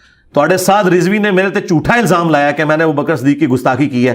इनके अपने मौलवी ने हजरत अबू बकर सिद्दीक के बारे में एक बात की थी जो इनके नजदीक गुस्ताखी थी, जिसको मुफ्ती मुनीब ने डिग्री दी हुई है बरेलवियत की। वो सिर्फ मुझसे मिल के गया, उसकी इसने चीज मेरे खाते में डाल दी। हालांकि मैं तो वो वाकयात बयान करता हूं गारे सौर वाले, इसको शर्म नहीं आई है तो मैंने तो नहीं छोड़ा। मैंने इसको कहा हाँ तू आ ना जरा, और फिर अगली फकी भी ले ले। हज़रत अबू बकर सिद्दीक रज़ी अल्लाह तआला अन्हु का वजीफा जो है वो एक महाजिर के बराबर रखा गया, सही बुखारी में आता है। उन्होंने कहा मैं अपने बाल बच्चों को कैसे पालूंगा। उन्होंने मुसल्ला उठा के सोना नहीं निकाला। साद रिजवी भी बताया कि अगर तू अबू बकर का मानने वाला है बता तेरी तनख्वाह कितनी है। तू जो याशियां कर रहा है इस तंजीम के नाम के ऊपर तनख्वाह अपनी डिक्लेयर कर, अबू बकर का नाम लेना छोड़ दे। तुम लोग अबू बकर के गद्दार हो। और फिर मैंने यह कहा था कि अबू बकर सिद्दीक रज़ी अल्लाह तआला अन्हु ने जो हुजूर की मैयत पे खुतबा पढ़ा है ना, वो तिलावत करके बता। 4 जगह बुखारी में है, वैसे तो 8-9 जगह, 4 जगह डिटेल से। तू वो जुमले बोल और उसका सही अरबी लिंग्विस्टिक में तर्जुमा कर, तेरे वो 295C तेरे मानने वाले लगवाएंगे। मन काना यअबुदु मुहम्मदन फइन्न मुहम्मदन कद मात। जो मोहम्मद की इबादत करता था वो जान ले कि मोहम्मद मर चुके, और जो अल्लाह की इबादत करता था वो जान ले कि अल्लाह जिंदा है, उसे कभी मौत नहीं आएगी। ये तो कहते हैं पर्दा फरमाया है, तो बाबियाना कहते हैं पर्दा फरमाया। अच्छा, बाबिया ने अगर पर्दा फरमाया है तो इन्होंने कपड़े क्यों लांदे हो? जिंदा बंदा ते अपने कपड़े नहीं लान देता। हाँ, तो क्यों कपड़े ला के गुसल देंदे हो? कपड़े समेत दफनाया करो ना। हाँ, हमारे इमाम को कपड़ों समेत गुसल दिया गया। ये रसूलुल्लाह का प्रोटोकॉल है। सुनन नबी दाऊद में कि नबी इस्लाम के सहाबा पे ऊँग तारी हुई और अल्लाह ताला ने गैबी खबर दी कि नबी इस्लाम को उनके कपड़ों समेत गुसल दिया जाए। बुखारी मुस्लिम में हदीस है, मेरी वफात के बाद अब नबूवत की खबरों में सिर्फ मुबशरात यानी ख्वाब बाकी हैं, और उसके ज़रिए सहाबा को एजुकेट किया गया। आपके किसी बुजुर्ग का ये प्रोटोकॉल नहीं है, अल्हम्दुलिल्लाह। अच्छा जी भाई, इसी के साथ एक बात, जैसे भी आपने हज़रत मुआविया रज़ी अल्लाह तआला अन्हु की बात की है, आप अक्सर टोट कराते हुए कहते हैं कि पहले जो हमारे खुलफाए राशिदीन हैं उनको, उनके जो खिलाफ लोग हैं उनको किसी को काफिर, किसी को कुछ, मगर जो हज़रत अली के खिलाफ हैं उनको रज़ी अल्लाह कहते हैं। अगर आपकी जब वीडियोस देखी जाती हैं आप भी तो हज़रत मुआविया को रज़ी अल्लाह ही कह रहे होते हैं जी, और फिर आगे से टोंट भी करवा रहे होते हैं, या तो आप भी कहना छोड़ें तो हम नहीं, मुझे रज़ी अल्लाह कहने पे कोई इतराज़ नहीं है। मैंने क्यों कहना कि मुझे इतराज़ है? मैं ये कहता हूँ कि आप बाकी खुलफा के मुखालफीन को जो जो नाम रखते हैं ना, वो नाम इधर क्यों नहीं रखा हुआ? मैं अगर रज़ी अल्लाह अन्हु कहता हूं तो मैं बागी भी कहता हूं। मैं हज़रत तलहा, ज़ुबैर, सईदा आयशा, हज़रत मुआविया रज़ी अल्लाह अन्हुम अजमईन व अलैहिमुस्सलाम अजमईन, इन सब को हज़रत अली की हुकूमत का बागी भी कहता हूं, क्योंकि हुज़ूर अलैहिस्सलाम ने फरमाया था कि अम्मार को एक बागी जमात कत्ल करेगी, अम्मार उन्हें अल्लाह और जन्नत की तरफ बुलाएंगे, वो जमात जहन्नम की तरफ बुलाएगी। मैं कहता हूं रज़ी अल्लाह अन्हु कह के ये खामोशी इख्तियार कर लेते हैं। मुझे रज़ी अल्लाह अन्हु कहने के ऊपर एतराज नहीं है। मेरे तो पंफलेट पे हज़रत मुआविया का नाम सैकड़ों दफा है, तो सैकड़ों दफा रज़ी अल्लाह अन्हु साल लिखा हुआ है। मुझे एतराज यह है कि रज़ी अल्लाह अन्हु कह के आगे भी टूरो ना, کہو کہ حضور نے کیا سی کہ باغی جماعت جہنم کی طرف بلانے والی جماعت اہل صفین کو یہ کہو. مجھے اعتراض یہ ہے جس دن یہ کہیں گے تو میں یہ ٹونٹ ختم کر دوں گا. میں کہتا ہوں اس میں کیوں اکتفا کرتے ہو؟ میں تو حضرت عثمان کے جو مخالفین صحابہ کرام ہیں میں انہیں بھی رضی اللہ عنہ کہتا ہوں, لیکن میں انہیں حضرت عثمان کے خلاف جو ایکٹیویٹی پرفارم کی ہے نا اس حوالے سے میں انہیں بلوائی بھی کہتا ہوں. یہ نہیں ان کو بلوائی کہہ رہے, بلوائی کہتے ہیں نا, ٹھیک ہے. بلکہ وہ الیاس قادری صاحب نے تو ایک کتاب کے اندر ان صحابہ کے نام لکھ کے کہہ دیے یہ فتنہ پرور تھے. بعد میں ان کو بتایا کہ یہ صحابہ ہیں تو انہوں نے باقاعدہ معافی مانگی تھی. اچھا معافی مانگ کے بھی نہیں ان کو پتا چلا کہ بھئی حضرت عثمان کے مخالفین صحابہ کرام تھے, وہ کوئی یہودی نہیں تھے. بخاری میں 695 نمبر حدیث ہے, حضرت عثمان نے کہا نمازیں ان کے پیچھے پڑھو. تو حضرت عثمان نے یہودیوں کے پیچھے نمازیں پڑھوانی تھی. ان کو پتا تھا یہ صحابہ ہیں, مجھ سے اختلاف رکھتے ہیں, لیکن جو ایکٹیویٹی پرفارم کی وہ غلط ہے. اسی طریقے سے حضرت علی کے مخالفین کو ہم صحابی مانتے ہیں اور جنتی بھی مانتے ہیں, لیکن جو ایکٹیویٹی پرفارم ہوئی وہ غلط ہے اور نبی الاسلام نے فرمایا غلط ہے. ہمیں کوئی ضرورت نہیں تھی. یہ کہتے ہیں جی خلافت و ملوکیت مودودی نے کیوں لکھی؟ جب آپ کتابیں لکھو گے حضرت حسین کو نیچا کرو گے, یزید کو اوپر کرو گے, تو ہمیں حق نہیں کہ ہم یزید کی اصلیت بتائیں. جب تم یزید کو چھپاؤ گے کہ ان کے باپ صحابی تھے اس وجہ سے اس کو چھوڑ دو, تو ہم پھر ان کے باپ کی حقیقت قرآن بخاری مسلم کی روشنی میں نہیں بتائیں گے. تو خلافت و ملوکیت کوئی چھیڑ خانی نہیں تھی, چھیڑا تم نے تھا. محمود احمد عباسی منکرین حدیث جس خبیث نے حضرت علی کی توہین کی, حضرت حسین کی توہین کی, اس کے جواب میں لکھا تو ہمیشہ ہم سولوشن. ذاکر نائک نے 2009 میں مسئلہ اٹھایا تو میں نے کربلا کے اوپر بات کی ہے. تو آپ ہمیں جوتیاں ماریں, ہمیں رونے پہ بھی پابندی لگا دیں گے آپ, تو ایسا نہیں ہوگا سرکار. ہم روئیں گے نہیں, جوتیاں کھائیں گے, پھر اوپر سے لے کے نیچے تک آپ کے سارے ہینڈلرز کو جوتیاں ماریں گے اور آپ کی چیخیں نکلوائیں گے. ہم وہ نہیں ہے کہ جو پیچھے ہو کے بیٹھ جائیں انشاءاللہ. اچھا جی بھائی, میں 2 سوالوں کو ایک ہی سوال کر رہا ہوں انشاءاللہ. 2 نہیں آپ کریں, الگ الگ کریں, کوئی مسئلہ. 2 سوال اکٹھے کاؤنٹ ہوں گے انشاءاللہ. 2 سوال کاؤنٹ ہوں گے. آپ کی 2 اسٹیٹمنٹ ہے جس پہ اہل سنت کے بہت بڑے بڑے پلیٹ فارم پہ آپ کے کفر کے فتوے آئے ہیں. اچھا ہاں جی, بہت بڑے بڑے, میں فتوا دکھا سکتا ہوں آپ کو. پہلی اسٹیٹمنٹ جیسے کہ آپ نے ابھی پچھلے دن آپ کی ویڈیو اپلوڈ ہوئی کہ آپ نے اپنی زلفوں کو تشبیہ دی ہے نعوذ باللہ جانور سے, ٹھیک ہے. اور دوسری آپ کی اسٹیٹمنٹ کے لفظ چھوکرا, نہیں یہ دوست بالکل سوال الگ ہے. دیکھیں یہ بہت بالکل الگ ہے. ہاں میں ایک سوال پہ رہے ہیں میری زلفوں, میں نے نبی اسلام کی زلفوں کا ذکر کیا یا اپنی زلفوں کا؟ اپنی. ہاں اچھا, پہلے تو میں بریلویت کو ان کی زبان میں جواب دیتا ہوں. میں تو تمہیں پتہ تھوڑی دائی ہاں. یہ بڑے فخریہ واقعہ سناتے ہیں کہ ہلاکو خان کی اولاد میں سے پہلا تاتاری جو تھا منگول جو مسلمان ہوا وہ ایک صوفی بزرگ سے متاثر ہوا, ٹھیک ہے. اور وہ کہتے ہیں متاثر اس طرح ہوا کہ اس نے آ کے ان سے اتنا سخت سوال کیا کہ بتاؤ میرے کتے کی دم بہتر ہے یا تمہاری داڑھی؟ بڑے فخریہ سنانے نے. بریلوی نے لاج میرے کو ہے. پتہ ہے اس بابے نے کیا کہا؟ اس نے کہا اگر میں اپنے رب کا تابع فرمان ہو کے مر گیا اور جنت میں پہنچ گیا تو میری داڑھی کے بال بہتر ہے, ورنہ تیرے کتے کی دم بہتر ہے. تمہارے بابے تو داڑھی کو کتے کی دم سے برا کہیں. آؤ نا دار تلے تھوڑے بابے میں وڈے, بابیاں نے نظریات وڈے, آؤ نا کون انہیں داڑھی نو کتے دی دم تو بھی بدتر کیا. تو پتہ یہ معرفت کی بات آئیں گے. دیکھو کنی سونی گل کی تھی, لوگ سبحان اللہ کہندے سن. اچھا تو میں نے تو داڑھی کی بات نہیں کی, میں نے زلفوں کی یہ بات نہیں کی. یہ ہے میں نے یہ کہا تھا کہ زلفوں کی حفاظت کرنا ایسا ہے جیسے گھر میں آپ کوئی پالتو جانور رکھے نا اس کی خدمت کرنی پڑتی ہے. تو مجھے بتائیں جب بھینس کوئی گھر میں رکھتا ہے اس کی خدمت نہیں کرنی پڑتی؟ کرنی پڑتی ہے نا. تو یہ لمبے جب آپ بال رکھتے ہیں نا اس کی خدمت کرنی پڑتی ہے, جوئیں بھی پڑ جاتی ہیں, آپ کو دھونا بھی پڑتا ہے. اکثر بچے باقی بچوں سے جوئیں لے کے گھر آ جاتے ہیں, اگر آپ کے ساتھ کوئی بچہ لیٹا ہے تو ایک آدھ جوں ادھر بھی چڑھ جائے گی. میں نے کہا تھا ان کی کیئر ایک پالتو جانور کی طرح کرنی پڑتی ہے. میں نے تو زلفوں کو تشبیہ نہیں دی بلکہ اس اعتبار سے بات کی تھی. تو لہٰذا یہ کہاں سے یہ تشبیہ ہو گئی؟ اور اگر ہو تو پہلے تے اپنے بابے دی خبر لو جہاں تھی واقعات سناندے سو, انہیں تے اس تو بھی اگے دی گل کی ہے. میں نے تو یہ بات کی نہیں ہے کہ یہ جانور یا نبی اسلام کی کسی چیز کا ذکر نہیں کیا. یہ بالکل غلط ہے اور جھوٹا الزام ہے. یہ ایسے ہے نہیں ہے, یہ جاہل ہیں, علم سے ان کا دور دور تک واسطہ نہیں ہے. اب مجھے بتائیں, نبی اسلام فرما رہے ہیں کہ نماز میں کتے کی طرح بازو نہ بچھاؤ, بخاری مسلم میں حدیث ہے. کونیاں اٹھا کے رکھو. لہٰذا انفی تو اکثر ان کی کونیاں نیچے لگی ہوتی ہیں. میں ان کو ساروں کو کہوں تو میں رسول اللہ کتا کہہ کے گیا آؤ نا داڑ تھلے, ہاں کتے نال تشبیہ دیتی تو نبی علیہ السلام جب یہ مثال دیتے تھے اس کا مطلب یہ نہیں ہوتا تھا کہ انسان جو ہے وہ کتے سے بدتر ہے, یہ مطلب نہیں ہوتا تھا. مطلب ہے کہ تشبیہ دی جاتی ہے. تو میں نے تو یہاں کسی جانور کے ساتھ تشبیہ نہیں, میں نے کہا جیسے ایک جانور, یہ میں نے زلفیں رکھی ہیں گویا کہ میں نے ایک جانور پال لیا جس کی مجھے خدمت کرنی پڑتی ہے. یہ تو بالکل بات بہت ہلکی ہے حدیث میں. اس لیے میں نے کہا تھا میرے خلاف قیامت تک ٹائم دے, مرے سارے فقیر زندہ کر لو, زندہ سارے کٹھے کر لو, آ کے منو اصول اور مبادی کی گل کرو, میں لا کے آتی تھوڑی پڑھانا وا ہوں پڑھائی ہے نا. میں فل بدی اور کئی مثالیں دے سکتا ہوں لیکن ٹائم زیادہ, جتنی چترول کروا لی ہے نا آپ نے ان کی اتنی کافی ہے. نہیں ویسے تو اگر آپ کہہ رہے ہیں کہ آپ رسول اللہ کے کتے ہیں تو ان کے لیے فخریہ بات ہو, وہ تو کہتے ہیں نا ہم تو رسول اللہ کے کتے ہیں. اب اس طرح مجھے اگر لے کے جائیں گے نا تو میں ان کو کہوں گا کہ رسول اللہ کے اگر کتے ہونا تو مسلم شریف میں حدیث ہے نبی علیہ السلام کی چرپائی کے نیچے ایک دفعہ چھوٹا سا کتے کا بچہ چلا گیا تو حضرت جبرائیل حضور کے گھر میں داخل نہیں اور کہا یا رسول اللہ مدینے دے کتے نو سگے مدینہ نو باہر کڈو کیونکہ ہم اس گھر میں داخل نہیں ہوتے جہاں پہ کتے ہوں. جہاں اوریجنل مدینے کا کتا حضور کی چرپائی کے نیچے گیا نا, حضرت جبرائیل نے حضور کو ملنے سے انکار کر دیا. اور مسلم کے الفاظ ہیں کہ جبرائیل تم نے وعدہ کیا تھا کیوں نہیں آئے, تو انہوں نے کہا اس وجہ سے نہیں آئے, اس کو نکالیں یہاں سے.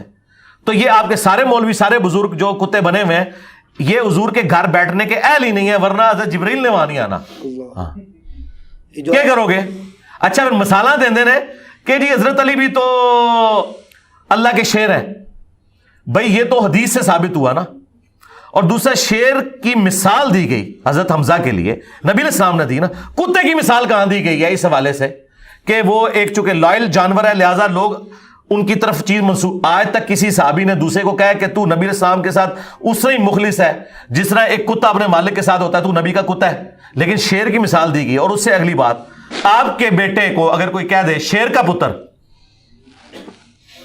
تو آپ فخر سے, اور کہہ دے کتے کا پتر تو تجھے کہنا ہاں مدینے دے کتے دا پتر, سن لو گے نہیں. یہ تو عربی تو یہ ہمیں فضول باتیں کرتے ہیں. زید کل اسد عربی کی مثالیں میں چھوٹ رہا کہ تو شیر کی طرح بات ہو رہا ہے. اچھا علی بھائی وہ تو دوسرا سوال جو آپ کو بتایا گیا جس پہ آپ پہ فتوے بھی آئے ہوئے ہیں کافی بڑے بڑے پلیٹ فارم سے. جاہل ہے جی فتوا لگانے والے. کیا فتوے ہیں, کیا اس میں کیا ہے, سوال کریں تاکہ لوگوں کو پتہ چلے سوال کیا ہے. آپ نے یہ کہا تھا کہ جس میں آپ نے حضور پاک صلی اللہ علیہ وسلم کو لفظ چھوکرا سے تشبیہ دیتے ہوئے کہا تھا کہ وہ جو مشرکین مکہ ہیں کہتے ہیں آج کا نیا چھوکرا آ گیا ہے. وہ یہ بات کرتے ہوئے پہلی بات ہے میں نے تو نبی علیہ السلام کو چھوکرا کہا ہی نہیں ہے. یہ بات ہی بالکل الزام غلط ہے. یہ بات اس طرح ہوئی نہیں ہے. اس کو اب سمجھیں گے ہوا کیا تھا. میں نے یہ کہا تھا کہ کافر یہ کہتے تھے کہ کل کا چھوکرا آ کے ہمیں سمجھائے گا. تو یہ بتائیں یہ میں نے کہا یہ کافروں کی سٹیٹمنٹ نوٹ کی, کافروں کی, لہذا یہ کفر تو نہ رہا کیونکہ نقل کفر کفر نہ باشد. اچھا اس کے بعد اگلا سوال صرف ایک ہو سکتا ہے, وہ یہ ہے کہ یہ لکھا کہاں ہوا ہے. رکو ذرا صبر کرو, یہ تو ہم بعد میں بتائیں گے. پہلے تو معافی مانگو نا کہ تم نے اس کے اوپر گستاخی کا الزام لگایا. گستاخی نہیں بنتی کیونکہ ہم کہہ رہے ہیں کافر کہتے تھے. تو سر قرآن کھولے, قرآن میں آیا کہ کافر کہتے تھے یہ مجنون ہے, یہ پاگل ہے, یہ دیوانہ ہے, اسے پریشان خواب آتے ہیں, اس نے ایک اجمی غلام رکھا ہوا ہے جو اسے قرآن پڑھاتا ہے, سب سے بڑھ کر حضور کی بیوی کے اوپر تہمت لگا دی. کافروں نے یہ ساری تکلیفیں حضور کو دیں. جب ہم کافروں کے ریفرنس سے ان تکلیفوں کو اور ان نٹوریس ناموں کو ریپیٹ کرتے ہیں تو کیا ہم حضور کو کہہ رہے ہوتے ہیں یا کافر کہہ رہے ہوتے ہیں؟ کافر. انہی ساری خباستوں میں سے ایک خباست اگر یہ ہے تو آپ یہ تو پوچھ سکتے ہیں کہ لکھا کہاں ہوا ہے کہ وہ یہ والی گالی بھی دیتے تھے. گستاخی نہ کہیں, گستاخی تب ہوگی جب ہم خود کہہ رہے ہوں گے. یعنی اگر میں نبی علیہ السلام کو خود مجنون کہوں پھر گستاخی, اگر میں کہوں کافر کہتے تھے پھر کوئی گستاخی نہیں. تو اردو لنگوسٹک کے اندر جب مخالف کے آپ سارے اعتراضات کو ایک جگہ جمع کرتے ہیں نا تو اسے محاورتاً کہتے ہیں کہ وہ لوگ نبی علیہ السلام کے بارے میں کہتے تھے کہ ہم اپنے آباء و اجداد کے مذہب پہ ہیں, یہ کل کا چھوکرا آ کے ہمیں سمجھائے گا. اسے اردو لنگوسٹک میں محاورتاً کہا جاتا ہے. ان سارے اعتراضات کو جمع کر کے یہ لنگوسٹک کا بیریئر ہے. اور اگر آپ اس بیریئر کو نہیں مانتے نا, میں قرآن میں اس سے بھی زیادہ ورسٹ بات آپ کو بتا دیتا ہوں. چھوکرے کا لفظ تو پھر بھی قرآن میں موجود ہے حضرت ابراہیم علیہ السلام کے بارے میں کہ جب وہ بت انہوں نے توڑ کے تو بڑے بت کے کندھے پہ رکھ دیا نا, تو انہوں نے کہا ہم نے ایک چھوکرے کو سنا ہے جو جس کا نام ابراہیم ہے جو ہمارے بتوں کا ذکر برائی سے کرتا تھا. وہاں پہ لفظ ہے ایک ینگ بوائے, اس کو چھوکرا کہا جاتا ہے, پنجابی میں چھور کہتے ہیں. اچھا اس لیے میں نے کہا تھا یہ نٹوریس ورڈ بھی نہیں ہے, اگر کوئی اسے نٹوریس بھی سمجھتا ہے, لیکن یہ بات سمجھانے کے طور پہ تو یہ قرآن میں موجود ہے. پھر سورۃ البقرہ سورۃ الانعام میں آیا کہ یہ نبی کو ایسے پہچانتے ہیں جس طرح اپنے بیٹوں کو.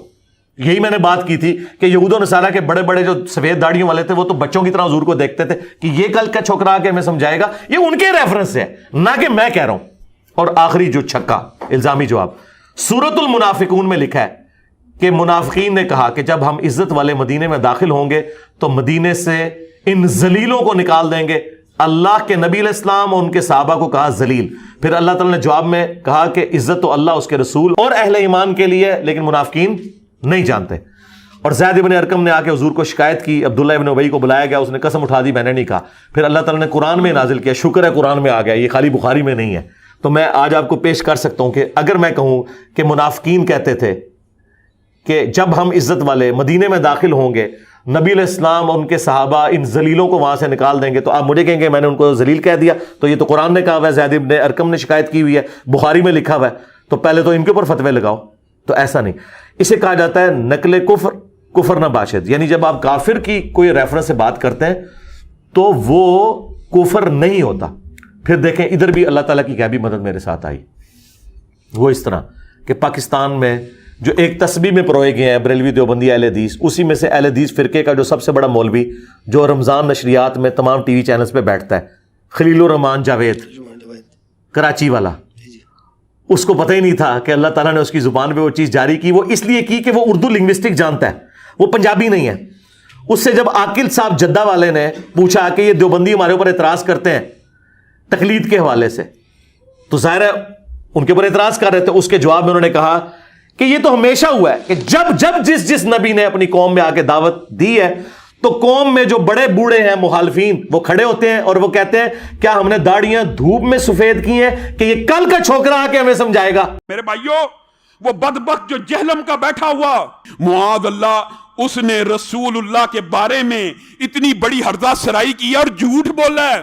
اس نے کہا ہے کہ یہودی کہتے تھے کہ رسول اللہ صلی اللہ علیہ وسلم معاذ اللہ ثم معاذ اللہ, ہم یہ لفظ نہیں کہہ سکتے, کل کے چھوکرے ہیں معاذ اللہ. دنیا میں آنے والے ہر پیغمبر کے ساتھ اس کی قوم نے جو پہلا اعتراض کیا بنیادی وہ یہی تھا کہ ہمارے باپ دادا پاگل تھے, انہوں نے کیا داڑیاں دھوپ میں سفید کی تھی, کیا ان کو کچھ پتہ نہیں تھا, یہ کل کا چھوکرا آ کر ہمیں یہ سمجھانے لگا ہے دین, یہ کل کا چھوکرا آ کر ہمیں یہ سمجھانے لگا ہے دین, یہ کل کا چھوکرا آ کر ہمیں یہ سمجھانے لگا ہے دین.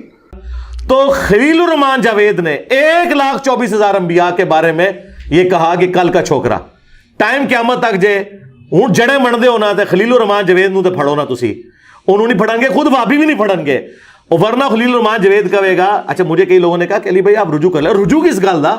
اللہ کے بندو, جب میں قرآن و سنت بیان کر رہا ہوں اس کے دلائل کو ذکر کر رہا ہوں, اس کے اوپر رجوع کرنے کا مطلب ہے میں لوگوں کو یہ بتاؤں میں گستاخ ہوں؟ رجوع تو اس بات پہ ہوتا ہے جو غلطی ہو. اگر آپ یہ کہتے ہیں رجوع ہے تو اس کے اوپر آپ شرعی حکم بیان کریں اور قرآن سے بھی بتائیں کہ قرآن سے یہ جو نبی علیہ السلام اور صحابہ کرام کو جو منافقین نے گالی دی کہ یہ ذلیلوں کو ہم نکالیں گے, تو یہ گستاخی ہے کیا؟ نقل کفر کفر نہ باشد. تو یہ جاہل ہیں جان بوجھ کے. انہوں نے یہ جو جملہ کہا نا کہ اسی لیے میں بتاؤں FIR بھی میرے پہ کاٹی تھی انہوں نے, پہلی پیشی میں فارغ ہو گئی. کیوں؟ اس میں واضح لکھا ہوا تھا بھائی جج کے پاس بھی جائے گی, وہ کہے گا یار وہ تو کافروں کے حوالے سے کہہ رہا ہے. جج کو یہ بات اس لیے سمجھ میں آئے گی کہ جج نے تو اسے اپنے دلائل میں دیکھنا ہے, اس نے یہ تو نہیں کہ میں انجینئر نو بدنام کرنا ہے, اس نے تو اپنے دلائل میں دیکھنا ہے. تو یہ بات اس طرح ہے نہیں ہے. ورنہ سب سے پہلے تو FIR کٹوا 1,24,000 منو FIR چاہیے نے, ایک FIR نہیں, انہیں سارے نبیوں نے کیا ہاں لے آؤ. آج جناب 1.5 سال گزر گیا کوئی رجوع نہیں, اور اے دیکھو وہابی آگے کہہ رہے جے ٹھیک ہے کہ جی معاذ اللہ, انہوں یہی نہیں پتا کہ معاذ اللہ لفظ ہوتا ہے یا معاذ اللہ ہوتا ہے. وہ بدبخت جو جہلم کا بیٹھا ہوا معاذ اللہ ثم معاذ اللہ ہے. تو وہ معاذ اللہ علی سرکار جڑی وہ بار بار آ کے کر رہا ہے, تو سرکار اپنے کار دی خبر لو. اچھا اس کے بعد چاہیے تھا نا ایک اپنا مولوی بھی قربان کر دیتے ہیں یار میری خاطر, کرتے ہیں نا, کیوں نہیں کر رہے؟ ان کو پتا ہے کہ بات اس طرح نہیں ہے. تو دیکھو اس دن تو پھر ٹھنڈے بھی پہ گئے, آستہ سے ٹھنڈے پہ رہے ہیں. جو چیزیں کٹ دے جے نا, میں اس نے چیز تو کٹنا نا. اور پھر میں نے حنیف قریشی صاحب کی وہ ویڈیو لگائی ہے, انہوں نے کہا کہ اگر کسی کے جملے میں 99 مطلب کفر کے ہوں, ایک اسلام کا, تو مفتی پہ واجب ہے کہ اسے اسلام کا فتویٰ لگائے گا. جب تک کوئی کنفرم گستاخ رسول نہ ہو, آپ کسی کو قتل کرو گے, آپ قاتل ہو, آپ عاشق نہیں ہو کہ بھائی بندوق چکی اپنی خود ہی فتویٰ, خود ہی مفتی, خود ہی جناب عمر, خود ہی جج اور خود ہی قاضی, ایسے نہیں ہے. مطلب تم کہاں سے آ گئے جنہیں نماز نہیں آتی اور تم یہ فتوے دو کہ کون گستاخ رسول ہے اور کون گستاخ رسول نہیں ہے؟ یہ مذاق ہے کیا؟ خبردار خبردار، آگاہ رہو، جس طرح توہین رسالت کے حوالے سے معاملہ خطرناک ہے اس طرح انسانی جان کے حوالے سے بھی معاملہ بڑا خطرناک ہے۔ 100 وجوہات کفر ہوں کسی بندے کی تعویل میں ایک وجہ اس کی ایمان والی آ جائے اسے مومن کنسیڈر کیا جاتا ہے۔ 100 وجوہات کفر ہوں کسی بندے کی تعویل میں ایک وجہ اس کی ایمان والی آ جائے اسے مومن کنسیڈر کیا جاتا ہے۔ 100 وجوہات کفر ہوں کسی بندے کی تعویل میں ایک وجہ اس کی ایمان والی آ جائے اسے مومن کنسیڈر کیا جاتا ہے۔ یہ آپ کہاں ہیں؟ آپ کو کیا پتا عام عوام کو کہ کیا چیز توہین پر منطبق ہوتی ہے اور کیا چیز جو ہے نا نہیں ہوتی؟ سوائے انجینئر صاحب کے یہ لکھنا بھول گئے تھے کہ انجینئر کی بات میں 100 کے 100 مطلب بھی ایمان کے ہوئے، تب بھی آپ نے کفر کا فتویٰ لگانا ہے۔ تو اس میں تو کچھ بھی نہیں تھا اور انہوں نے جان بوجھ کے اسے اچھالا، اور یہ انہیں پتہ ہے یہ ایسی بات نہیں، یہ چاہتے یہ ہیں کہ کوئی مجاہد ملت چڑھا دے میرے اوپر۔ اور میں آپ کے plate form T L P کے اس پلیٹ فارم سے ٹی ایل پی کے پبلک کو بتاؤں گا، تینوں مرڈر اٹیمپٹ کرنے والے متاثرین ٹی ایل پی تھے، ٹی ایل پی کے رکن نہیں تھے جنہوں نے میرے اوپر 3 دفعہ مرڈر اٹیمپٹ کی، تینوں معافیاں مانگ کے گئے ہیں۔ ابھی یہ تیسرا جو ہے اس کی تو ابھی تک وہ جیل کے اندر ہے، بلکہ ادھر ہی سارا عشق رسول اس کا نکل گیا تھا۔ اور جن مولویوں نے اسے لانچ کر کے لکھا تھا نا غازی مدثر شہید، وہ آج اس کی ضمانت کے لیے 10 لاکھ کے مچلکے بھی نہیں بھر رہے۔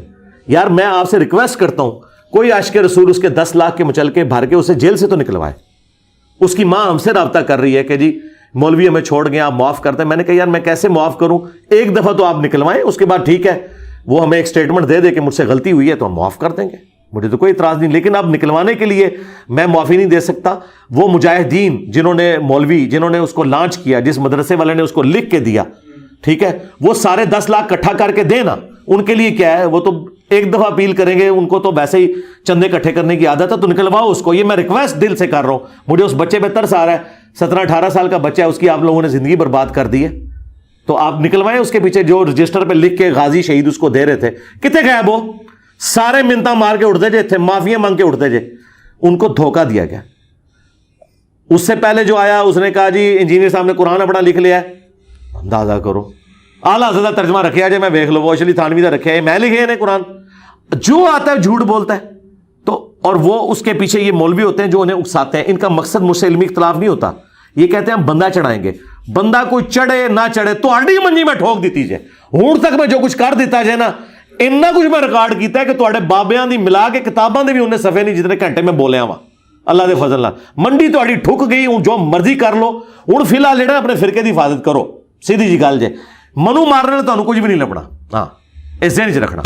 اچھا علی بھائی، آپ پہ ایک یہ اعتراض ہے، یہ میرا بھی اعتراض ہے کہ آپ نے ایک حدیث پیش کی ہے کہ جو حلال اور حرام نکاح میں فرق گانے کا ہے، تو ابھی آپ نے کچھ دن پہلے ایک نکاح پڑھایا ہے، تو وہاں پہ تو گانا کوئی نہیں تھا، کیا آپ نے وہ حرام نکاح پڑھایا ہے؟ اور یہاں تک کہ ہم نے بھی ساری زندگی اور صحابہ کے کئی نکاح ایسے ہیں جن میں گانا نہیں ہے، اور رسول اللہ کے نکاح میں کیا گانا تھا، تو کیا سارے نکاح فرق ہو گئے؟ نہیں، اس طرح نہیں ہے۔ دیکھیں وہ حدیث جو ہے نا ابن ماجہ میں جامع ترمذی میں ہے، جو میں نے بیان کی تھی کہ نبی علیہ السلام نے فرمایا کہ حلال اور حرام نکاح میں فرق گانا ہے، اور اس کے ساتھ میں نے ذکر کیا تھا یہ اناؤنسمنٹ کے لیے ہوتا ہے۔ حدیث کے پورے الفاظ ہیں گانا یا آواز کے ذریعے اناؤنسمنٹ، اور یہ میں نے اس کانٹیکسٹ میں بات کی تھی کہ مولوی جو چھپا کے نکاح کرتے ہیں نا اور اسے رجسٹر نہیں کراتے، جب مر جاتے ہیں تو جائیداد پھر کیسے تقسیم ہوگی، یہ میں نے اس میں کہا تھا کہ مولوی چھپ کے شادی نہ کریں، اعلانیہ کریں۔ اعلانیہ کرنے کے 2 طریقے ہیں، گانے کے ذریعے اور آواز کے ذریعے، یہ 2 طریقے ہیں اس حدیث میں موجود ہیں۔ تو میں نے کہا تھا جو لوگ کہہ رہے ہیں میوزک یا گانا حرام ہے، تو انہوں نے یہ حدیث کیوں نہیں بیان کی، اور پھر میں نے بخاری سے حدیث پیش کی تھی کہ حضرت عائشہ کو حضور نے کہا کہ انصار مدینہ گانے کو پسند کرتے ہیں، تم نے گانے والی کیوں نہیں بھیجی۔ میں اس حوالے سے بات کر رہا تھا کہ اعلانیہ ہونا چاہیے، تو سرکار یہاں جو اعلانیہ نکاح ہوا ہے اس طرح کا نکاح ہوا ہی نہیں ہے، وہ 60-70 ہزار بندہ یوٹیوب تے ویکھ چکے، اعلان ہو چکا ہے، ایتھے بھی سارے بندے موجود سن۔ اب رہا گانا اور یہ ساری ایکٹیویٹیز ہوئی ہیں وہ ان کے اس جگہ میں ہوئی ہیں جہاں وہ شادی حال تھا، وہ یہاں تو نہیں ہونا تھا۔ اگر نبی علیہ السلام کے بھی کیس میں جب نبی السلام نے حضرت عائشہ سے کہا بخاری میں کہ گانے والی بھیجو، تو حضور نے یہ کہا تھا کہ مسجد میں جا کے وہ گانا گائے گی، وہ گھروں میں ہوگا، وہ گھروں میں ڈھولکی ہوئی ہے، بے فکر رہیں۔ اس کی اگر آپ کو ویڈیو چاہیے تو دے دیتے ہیں، اگے کے کڈو گے اس بعد قنوت نازلہ پڑھو گے، اپنے بابے ہوتے بزرگ ہوتے جنہوں نے تمہیں آج تک یہ گلاں نہیں سن دسیاں، تسی تیار ہو جاؤ کہ اسی انہوں نے لانتا بھیجاں گے تو میں انہوں نے گھر دی کوئی ویڈیو کٹ کے تمہیں دے دینا، وہ کچھ نکلے بھی نا تو انہوں کی ٹینشن ہوگی۔ تو وہ ظاہر مسجد میں یا اکیڈمی میں تو حضور نے نہیں نا حضرت عائشہ کو کہا کہ گانے والی پیج مسجد نبوی جا کے گانے گائے، وہ تو گھر میں ہے نا. تو یہاں تو صرف وہ نکاح کے لیے آئے تھے, سیکورٹی ایشوز کی وجہ سے میں ان کے گھر نہیں جا سکتا تھا, تو وہ 15-20 بندے لے کے یہاں آ گئے. میں نے وہ ایکٹیویٹی پرفارم کی. وہ آپ نے ایک اور چیز ہی نوٹ کی, رجسٹریشن بھی یہاں پہ نہیں ہوئی ہے. رجسٹریشن بھی وہاں پہ رجسٹرار بیٹھا تھا, وہ میرے پاس رجسٹر آئے گا, میں اس پہ سائن کر دوں گا. آدھی ایکٹیویٹیز یہاں ہوئی تھی, آدھی وہاں ہوئی تھی. انہیں جو اگر تسی تیار ہو اپنے بزرگاں تے لانتا بھیجنے واسطے, تو میں انشاءاللہ وہ ویڈیو بھی کڈا لینا وا. میں تو اور کے چاہیے ایک بابے کا نام لے کے لانتا پواواں گا جنہوں نے تواڈے کولوں حدیثاں چھپائیاں نے. ٹھیک ہے, تہاڈی تسلی ہوگی ہن. بے شک, بے شک. آخری چیز کہ آخری نہیں اور پوچھو, منجی ٹھکواؤ. میں چاہنا ایک ٹی ایل پی والے منجی ٹھکوائے. پہلے بھی کہا سی ٹھکوا کے گیا ہے, اور تسی بھی ٹھکواؤ. اچھا, اس سوال کی آخری بات کہ بغیر حالی اعلان بندہ کر دے, گانا نہ گائے تو نکاح ہو جاتا ہے. ہاں ہاں, کیوں نہیں, اعلان کرے. مولوی چھپا کے دوسرے نکاح کرتے ہیں, اس کے بعد ان کی بیویاں رولتی ہیں, لیکن اس سے ان کا مسئلہ حل نہیں نہ ہونا. وہ اعلان پتہ کیا کریں گے, اپنے لوگوں میں جو 2-4 وہاں کھڑے ہیں ان میں اعلان کریں گے. اعلان کا مطلب یہ ہے کہ ڈکلیئرڈ بیوی آپ کی ہونی چاہیے, یہ نہیں ہے کہ وہ انڈکلیئرڈ بیوی ہو. اعلان کا مطلب یہ ہے, یہ نہ مرنے کے بعد منظر عام پہ کوئی بیوی آ جائے. اعلانیہ کریں. اعلان سے مراد یہ نہیں ہے کہ 4 اپنے دوستوں کو بٹھا کے تو اعلان کریں, اور ساتھ رجسٹریشن بھی کریں. اب آپ کے کس حدیث میں لکھا ہے رجسٹریشن؟ ظاہر ہے کہ اس زمانے میں رجسٹریشن نہیں ہوتی تھی. اس وقت لوگ 2 نمبر نہیں تھے کہ چھپ چھپا کے تو اس طرح کے نکاح کرتے تھے. گواہ جو ہے نا گردن کٹا دیتا تھا, گواہی سے پیچھے نہیں ہٹتا تھا. یہاں جو ہے نا وہ آپ کے مرید اتنے پکے ہیں کہ وہ آپ کے بیوی کے حق میں گواہی دینے کے لیے بھی تیار نہیں ہوں گے, کیونکہ آپ نے چھپایا. وہ کہیں گے مولانا نے, پیر صاحب نے چھپایا, ہم نے بھی چھپا کے رکھنا ہے. آپ کے مریدین, آپ کے گواہان سارے جو ہے نا وہ آپ کے اندھے ماننے والے ہیں. اس لیے آج کے دور میں یہ رجسٹر کرانا ضروری ہے. اور میں آپ کو بتاؤں, رجسٹر اگر یہ کرائیں نا تو ان کی بات کھل جائے. آپ سمجھ سکتے ہیں کہ مولانا طارق جمیل صاحب, انہوں نے ایک ہی شادی کی ہوئی ہے. اچھا, اگر خدا نخواستہ انہوں نے دوسری شادی کی ہوتی نا اور اسے رجسٹر کرایا ہوتا, وہ جناب نیٹ پہ چڑھ دینا تھا سب کچھ. ظاہر ہے دیکھو مولوی تو آیا جی وہ کاغذ اوتھی. آج کل تو کچھ چیز چھپی رہ سکتی ہے, ایسے نہیں ہوتا. تو جو لوگ کرتے ہیں یا تو چھپا کے کرتے ہیں, اور اگر رجسٹر کرائیں گے چھپ نہیں سکتی. یہ اصل مسئلہ انہیں کو جنہوں نے 3 شادیاں چھپا کے کی ہوئی ہیں. جی جی کی ہوئی ہیں. شادیوں کے بغیر بھی عورتیں رکھی ہوئی ہیں, یہ بھی میں آپ کو بتا دوں. ہمیں تو یہ بھی خبر ہے علماء کے بارے میں. اچھا علی بھائی, ایک سیکنڈ لاسٹ سوال میرا یہ ہے کہ جیسے کہ پوری امت کا اجماع کہ سب سے زیادہ رتبے میں جو دنیا میں بلند ہے وہ رسول اللہ صلی اللہ علیہ وسلم. اور آپ کا ایک اصول ہے جو آپ پیش کیا کرتے ہیں کہ جو رتبے میں بلند ہے نا, جو چیز اس سے ثابت نہیں ہے وہ نیچے درجے والے نہیں مانی جائے گی. جیسا کہ رسول اللہ نے مردے زندے نہیں کیے, اور یہ بریلویوں کے منصوب ہے کہ غوث اعظم نے مردے زندے کیے ہیں, اور رسول اللہ ہواؤں میں نہیں اڑے. لیکن جو بریلویوں کی کچھ ایسی ہیں کہ ہمارا بابا ہوا میں اڑ گیا, ہمارا بابا یہ کر گیا, ہمارا بابا وہ کر گیا. تو کیا جو چیز رسول اللہ ثابت نہیں ہے وہ کیا چھوٹی کی نہیں مانی جائے گی؟ اگر یہی اصول ہم قرآن کے ساتھ رکھیں تو قرآن میں کئی جگہ ایسے ہے کہ جیسے رسول حضرت مریم کیا کہ وہ درخت کے ساتھ بیٹھی اور انہوں نے کھجوریں کھائی تازہ, اور ہم حدیثیں دیکھیں تو رسول اللہ کے پاس تو کئی دن حضرت عیسیٰ علیہ السلام نے مردوں کو زندہ کیا.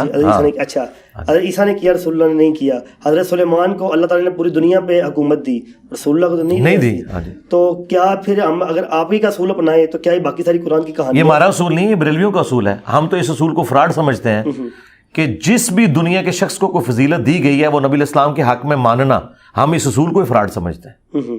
یہ میرا تو اس کے خلاف ویڈیو ہے. ٹھیک ہے, نبی علیہ السلام کی اوور آل فضیلت کے لیے ضروری نہیں ہے کہ ہر نبی کی ہر خوبی آپ کے اندر موجود ہو. بے شک, ٹھیک ہے نا, یہ ہے اصل مسئلہ. بریلوی جب کہتے ہیں نا کہ تمام انبیاء کو جو معجزات دیے گئے وہ نبی علیہ السلام کو دیے گئے ہیں, یہ جھوٹ ہے. میں پھکا دیتا ہوں, حضرت عیسیٰ علیہ السلام کا معجزہ ہے بغیر باپ کے پیدا ہونا, اور قرآن نے اسے معجزہ کہا ہے سورہ مریم میں کہ ہم تجھے اور تیرے بیٹے کو جہان والوں کے لیے نشانی بنائیں گے. تو نبی علیہ السلام کے والد محترم تو تھے. تو کیا یہ فضیلت رسول اللہ کے لیے ثابت ہے؟ کوئی بریلوی کہتا ہے کہ نبی علیہ السلام بغیر باپ کے پیدا ہوئے ہیں؟ تو پھر اگر تمہارا اصول مانا جائے کہ تمام انبیاء کی فضیلت کمبائنڈ ہے حضور کے اندر تو فیل ہو گیا. اچھا, بخاری مسلم میں آیا کہ قیامت کے دن سب لوگ ننگے اٹھائے جائیں گے, سب سے پہلے ابراہیم علیہ السلام کو لباس پہنایا جائے گا اور اس کے بعد باقی لوگوں کو. یہاں پہ حضرت ابراہیم علیہ السلام کو باقی تمام انبیاء پہ فضیلت ہے. قرآن میں آیا وَكَلَّمَ اللَّهُ مُوسَىٰ تَكْلِيمًا, اور اللہ نے موسیٰ کے ساتھ وہ کلام کیا جو کہ کلام کرنے کا حق تھا. یہ فضیلت اس پلانٹ ارتھ پہ کسی اور شخص کے لیے نہیں ہے. ہمارے نبی علیہ السلام کے لیے ہے شب معراج آسمانوں پہ. دنیا میں اللہ نے ایک بندے کے ساتھ کلام کیا, وہ موسیٰ ہے علیہ السلام. تو یہ فضیلت حضور کو حاصل نہیں ہے. اوور آل فضیلت نبی علیہ السلام کو ہے, جو صحیح مسلم میں حدیث ہے کہ انبیاء کرام کی امامت فرمائی نبی علیہ السلام نے. یہ عقیدہ بریلویوں کا ہے کہ تمام نبیوں کی چیزیں جمع کر کے حضور میں ہم کہتے ہیں کہ وہ نہ بھی ہوں تب بھی کلی فضیلت نبی علیہ السلام کی ہے, آپ امام الانبیاء ہیں. یہ عقیدہ ہی فراڈ ہے. اب آ جائیں اس طرف جو دوسرا جز ہے, اس کے ساتھ میں آپ کے ساتھ ایگری کرتا ہوں. وہ بھی میں نے کبھی بیان نہیں کی یہ بات کہ جو کم فضیلت والا ہے وہ اپنے سے بڑے والی فضیلت جس شخص کی ہے اس کو جو خوبی نہیں دی گئی وہ اس کو دی گئی ہے. میں نے تو کبھی انکار نہیں کیا. میں نے کہا تھا کہ نبی علیہ السلام کا امتی ہو. میں نے اگلے انبیاء سے نہیں کمپیئر کیا کہ نبی علیہ السلام حضرت عیسیٰ سے افضل ہیں تو حضرت عیسیٰ علیہ السلام جو ہے بغیر باپ کے پیدا ہوئے یا وہ مردوں کو زندہ کرتے تھے تو نبی علیہ السلام کو بھی کرنا نہیں. میں نے کہا تھا کہ جو فضیلت نبی علیہ السلام کو نہیں دی گئی ان کے نام کے اوپر ان کے ماننے والے بابوں میں آپ کلیم نہیں کر سکتے. یہ میں نے بات کی تھی. اگلے انبیاء کے ساتھ نہیں اسے جوڑا. یہ ذہن میں رکھیے گا. اس امت کے ساتھ کہ جو نبی علیہ السلام دیکھیں مثلا یہ کہتے ہیں جی بازید بستامی جو ہے پردہ کرتے تھے کیونکہ جو دیکھتا تھا کلمہ پڑھ لیتا تھا. کتنا زیادہ پھر دین کا دشمن تھا یہ انسان. حضور تو پوری زندگی اپنی اس پہ گزار دی کہ لوگ کلمہ پڑھ لیں, اور ایک بندہ چاہتا ہے کہ لوگ کلمہ ہی نہ پڑھیں اس کے لیے وہ نقاب کرتا ہے. قرآن میں آیا فَلَعَلَّكَ بَاخِعٌ نَفْسَكَ عَلَىٰ آثَارِهِمْ, اے نبی اپنی جان کو ہلاکت میں ڈال لو گے اس کم سے کہ لوگ ایمان نہیں لا رہے. اور یہ کہہ رہے ہیں کہ بازید بستامی کو دیکھ کے کلمہ پڑھ لیتے. پھر ہم کہتے ہیں نا کہ یار حضور کو دیکھ کے بجال نے تو کلمہ نہیں پڑھا, بازید بستامی کو دیکھ کے کیسے لوگ کلمہ پڑھ لیں گے. ہاں علمی دلائل سے چاہے نبی علیہ السلام قائل کریں یا آج کا کوئی انسان کرے وہ کسی کو کلمہ پڑھا سکتا ہے, اس میں تو کوئی مسئلہ نہیں ہے. ڈاکٹر ذاکر نائک نے ہزاروں ہندوؤں کو کلمہ پڑھایا ہے. اچھا من دسو 90 لاکھ نو کلمہ پڑھانا ایک تے جعلی گل سی, وہ ہو گیا ولی اللہ. جیڑا ہندوؤں نو کیمرے میں کلمہ پڑھا رہا ہے وہ ولی اللہ کیوں نہیں بریلویوں دے نزدیک؟ ویسے میرا ایک سوال ہے, اگر میں ٹی ایل پی والوں سے پوچھوں کہ ذاکر نائک نے ہزاروں چلے احتیاطاً سینکڑوں ہندوؤں کو کلمہ پڑھایا, یہ کہتے ہیں کہ جو بزرگ کلمہ پڑھائے وہ ولی اللہ ہوتا ہے, ذاکر نائک کو ولی اللہ یہ کیوں نہیں مانتے؟ اس کے جواب میں وہ کیا کہیں گے؟ آپ کا کیا خیال ہے؟ مجھے کہنا ہے وہ تو یزید کو رضی اللہ کہتا ہے, وہ کافر ہو گیا بس. جیڑا یزید نو رضی اللہ نو کہے ٹھیک ہے اودی اے بزرگی فارغ, جیڑا اپنے نا دے کلمے پڑھاوے, جو یہ کہے کہ میرا جھنڈا محمد کے جھنڈے سے بڑا ہوگا, ہم اس کو کہاں سے بابا مانے؟ اور جیڑا اپنا نا ہی یزید رکھ لے ابو یزید اور کہے میں جعفر دا مرید ہاں, جعفر دے مرید تے آج اپنے پتر دا نا یزید نہ رکھن.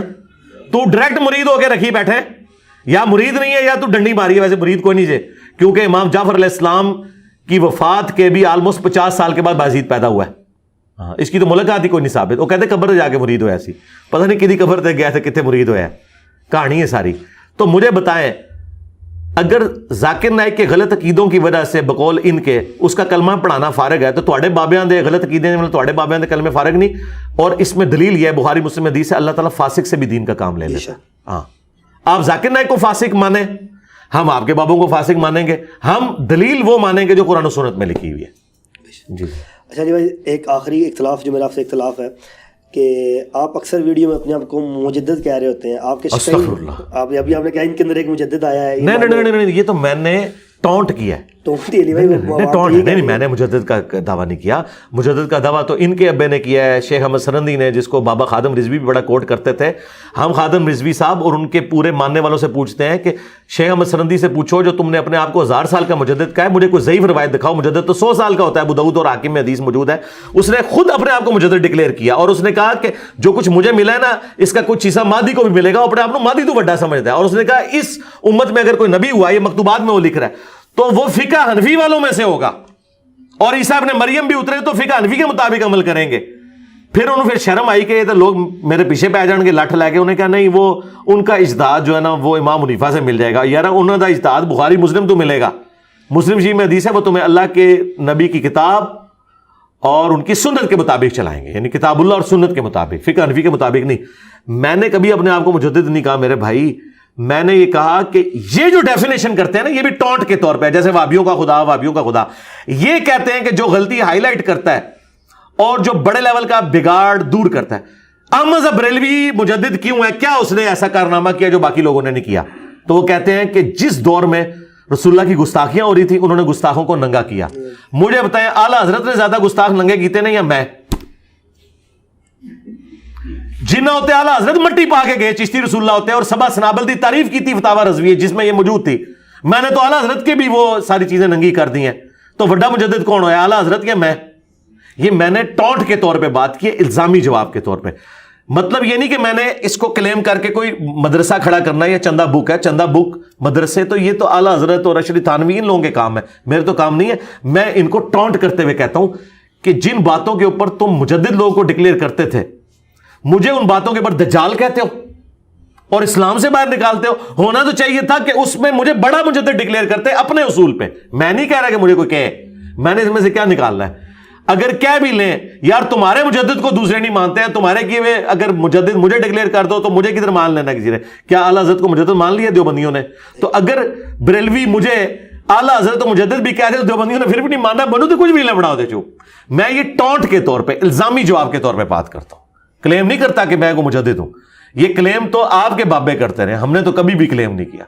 हम तो कहते हैं एक आम मुसलमान है, मुझे बताएं, मैं तो सादा सा मुसलमान, मेरे नाम के साथ कभी आपने देखा है मेरी वीडियो में लिखा हो हाफिज़हुल्लाह ताला, ठीक है, या हजरत मौलाना इंजीनियर मोहम्मद अली मिर्जा, हजरत मौलाना, ये सारे अलकाबात जो आप लोग लिखते हैं। हाँ, मेरा कोई स्टूडेंट इस तरह के कोई जुमला कहीं बोल दे एक आध, मेरे भाई वो मेरी तो कोई जिम्मेदारी नहीं है। हाँ, वो तो आपको पता है हर तरह की अकीदत है। अगर आपके अंदर अकीदत रखने वाले लोग हैं तो वही उन्हीं तोहफों में से कुछ तोहफे हम पे भी मुसल्लत हो गए हुए हैं, ठीक है। लेकिन आपके जो अकायद और नजरियात हैं वो जिम्मेदार उलमा ने बयान किए। अब मुजद्दिद अफसानी कैसे जान छुड़ाए, उसने खुद अपने आप को मुजद्दिद कहा है। अब तो मैं नहीं कह सकता कि ये किसी ने उनकी तरफ मंसूब कर दिया, तो उसने खुद अपने आप को मकतूबात में कहा मैं मुजद्दिद हूं 1000 साल का। तो उसके बारे में पहले शरीय हुक्म बताए ना कि जो आखिरी मुजद्दिद था उसकी तो तारीफ आई अबू दाऊद मुस्नद अहमद में, इमाम महदी। तो शेख अहमद सरंदी को 1000 साल का मुजद्दिद किस हदीस के अंदर डिक्लेयर किया गया? ऐवी कहानियां बनाई हुई इन्होंने। अच्छा जी भाई, लास्ट खाली सवाल है, ये लास्ट तो बहुत सारे हो चुके हैं, चले एक और लास्ट ये हाली पूछना है मैंने कि या रसूलुल्लाह कहना कैसा है? या रसूलुल्लाह हम नमाज में कहते हैं, बुखारी मुस्लिम में है कि जब तुम या रसूलुल्लाह कहोगे अस्सलामु अलैका अय्युहन नबिय्यु व रहमतुल्लाहि व बरकातुहू, अस्सलामु अलैना व अला इबादिल्लाहिस सालिहीन, तो ज़मीन व आसमान में जहाँ जहाँ अल्लाह के नेक बंदे हैं उन तक तुम्हारा सलाम पहुँच जाएगा। तो या रसूलुल्लाह कहने के हम कायल हैं, हम कब्र रसूल पे भी अस्सलामु अलैका या रसूलुल्लाह पढ़ते हैं, साहबा की सुन्नत है, मुसन्नफ इब्न अबी शैबा में मौजूद है, सुन कुबरा अल बैहकी में, यहाँ पे भी हम नमाज में पढ़ते हैं, हमारा सलाम हमारे नबी तक पहुँचा रहा है अल्लाह ताला, बिल्कुल हमारा यकीन है। या रसूलुल्लाह मदद नहीं कहना, हाँ बस जितना है नमाज में वही कहें, अस्सलामु अलैका अय्युहन नबिय्यु, अस्सलामु अलैका या रसूलुल्लाह भी कहें। अजान से पहले ना पढ़े, अजान खत्म करके स्पीकर ऑफ करके उसके बाद पढ़े। मुस्लिम में हदीस है जो अजान का जवाब दे दुरूशी पढ़े, अल वसीला वाली दुआ मांगे, मेरी शफाअत उसके लिए हलाल हो जाएगी, ये करें। और ये भी ना करें कि जिस दिन बिजली ना हो उस दिन सलातो सलाम ही कोई ना पढ़े। क्योंकि ये बरेलवी ना अल अदबुल मुफरद की जो किताब है ना, उसमें से एक पेज नंबर 70 का हवाला है, वो पेश करते हैं। वो तो बड़ा गुस्ताखाना वाला है। जी जी, मैं आपको बताता हूँ कि वो जिस पाँव सोया हुआ था तो उसने कहा था या मोहम्मद कहना ही आराम है। सूरह हुजरात में है कि नबी को ऐसे ना पुकारो जिस तरह एक दूसरे को पुकारते हो। आला हजरत खुद कहते हैं कि नबी अलैहिस्सलाम को या रसूलुल्लाह कहा जाएगा, या मोहम्मद कहना गुस्ताखी है। ये गुस्ताखाना इबारत पेश करते हैं अल-अदबुल मुफरद से, वो रवायत ही ज़ईफ है, अबू इसहाक मुदल्लिस से आन से रवायत कर रहे हैं। उसमें अगर या मोहम्मद माने तो पहले तो ये मसला, और उन्होंने या मोहम्मद अल मदद नहीं कहा था, वो सिर्फ कहा था जिससे आप मोहब्बत करते हैं ना उसको याद करें। तो आप कहें लब्बैक या रसूलल्लाह, कहें, कौन कह रहा है? अल मदद या मोहम्मद तो नहीं उन्होंने कहा, और या मोहम्मद तो कहना ही गुस्ताखी है, वो या मोहम्मद उसको नहीं कहना चाहिए था। वैसे तो रवायत ही वो जाली है, लेकिन अगर ये माने तो सूरह हुजरात के तहत वो गुस्ताखी की है। खुद आला हजरत कहते हैं या मोहम्मद नहीं कहना, तो मुझे बताया वो या मोहम्मद अली रवायत हमें को पेश करते हैं, यानी वो गुस्ताखी की और आप हमें दलील के तौर पे पेश कर रहे हैं। उसमें या रसूलुल्लाह होना चाहिए था। इस तरीके से वो तारीख इब्न कसीर से अल बिदाया से पेश करते हैं कि साहबा ने नारा लगाया था या रसूलुल्लाह का, तो लगाए ना, कौन मना कर रहा है? हाँ, आप अल मदद या रसूलुल्लाह ना कहें, आप कहें लब्बैक या रसूलुल्लाह, लब्बैक या हुसैन कहें, कोई अर्ज नहीं, अपनी मोहब्बत का इजहार करें, कोई अर्ज नहीं। जी जज़ाकुमुल्लाह खैरा। हमारा जो मेरा मेन मकसद था यहाँ पे आना, पहले सबसे पहले मेरी अपनी इस्लाह थी, और उसके बाद जो मेरे लोहाकीन मेरे दोस्त हैं उन्हीं की इस्लाह के लिए मैं यहाँ मौजूद हूँ। और सबसे यही गुजारिश है कि अगर किसी का कोई भी गिला है या कोई भी इतराज़ है तो अली भाई से डायरेक्ट कर सकते हैं, क्योंकि वो हयात है अल्हम्दुलिल्लाह। तो अगर कोई आ नहीं सकता तो लाइव सेशन बिलाल भाई हमारे करते हैं, वहाँ पे भी कर सकते हैं। मेरे तो जो इतराज़ात थे अल्हम्दुलिल्लाह मैंने अपने जो 10 थे वो लेके आया था, घर मैंने 12-13 दिए हैं, तो अल्हम्दुलिल्लाह मेरे क्लियर हैं। और भी कोई इतराज़ात होंगे भाई हमारे साथ मौजूद है, इंशाल्लाह मैं करता रहूँगा। मेरा यहाँ मकसद ना TLP को टाउंट कराना है, ना देवबंदियों को है, ना अहले हदीसियों को है, ना किसी को है। मैं आया हूँ अपने मनज पे आया हूँ, अपने इतराज़ात पे आया हूँ, अपनी रिस्पॉन्सिबिलिटी पे आया हूँ। मेरा किसी को टाउंट कराना नहीं है, ना अपने भाई को है, ना अपने अलवाइकीन को है, ٹھیک ہے، جزاکم اللہ خیرہ. علی بھائی بہت شکریہ آپ کا. جزاک اللہ خیر. دیکھیں آپ باقیوں کو تو کلیریفیکیشن دے رہے ہیں، مجھے تو آپ نے کوئی کلیریفیکیشن نہیں دی. اتنا آپ کا اعتماد ہے کہ آپ نے مجھے یہ نہیں کہا کہ علی بھائی آپ کو بھی تنگ کرنا مقصد نہیں تھا، سیکھنا ہے، کیونکہ آپ کو پتہ ہے کہ میں نے اس کا برا نہیں ماننا. الحمدللہ ہمیں تو کوئی مسئلہ ہی نہیں ہے جی. آپ اور آگے کریں سوال انشاءاللہ، کوئی مسئلہ نہیں. جزاک اللہ خیر. جزاکم اللہ خیر.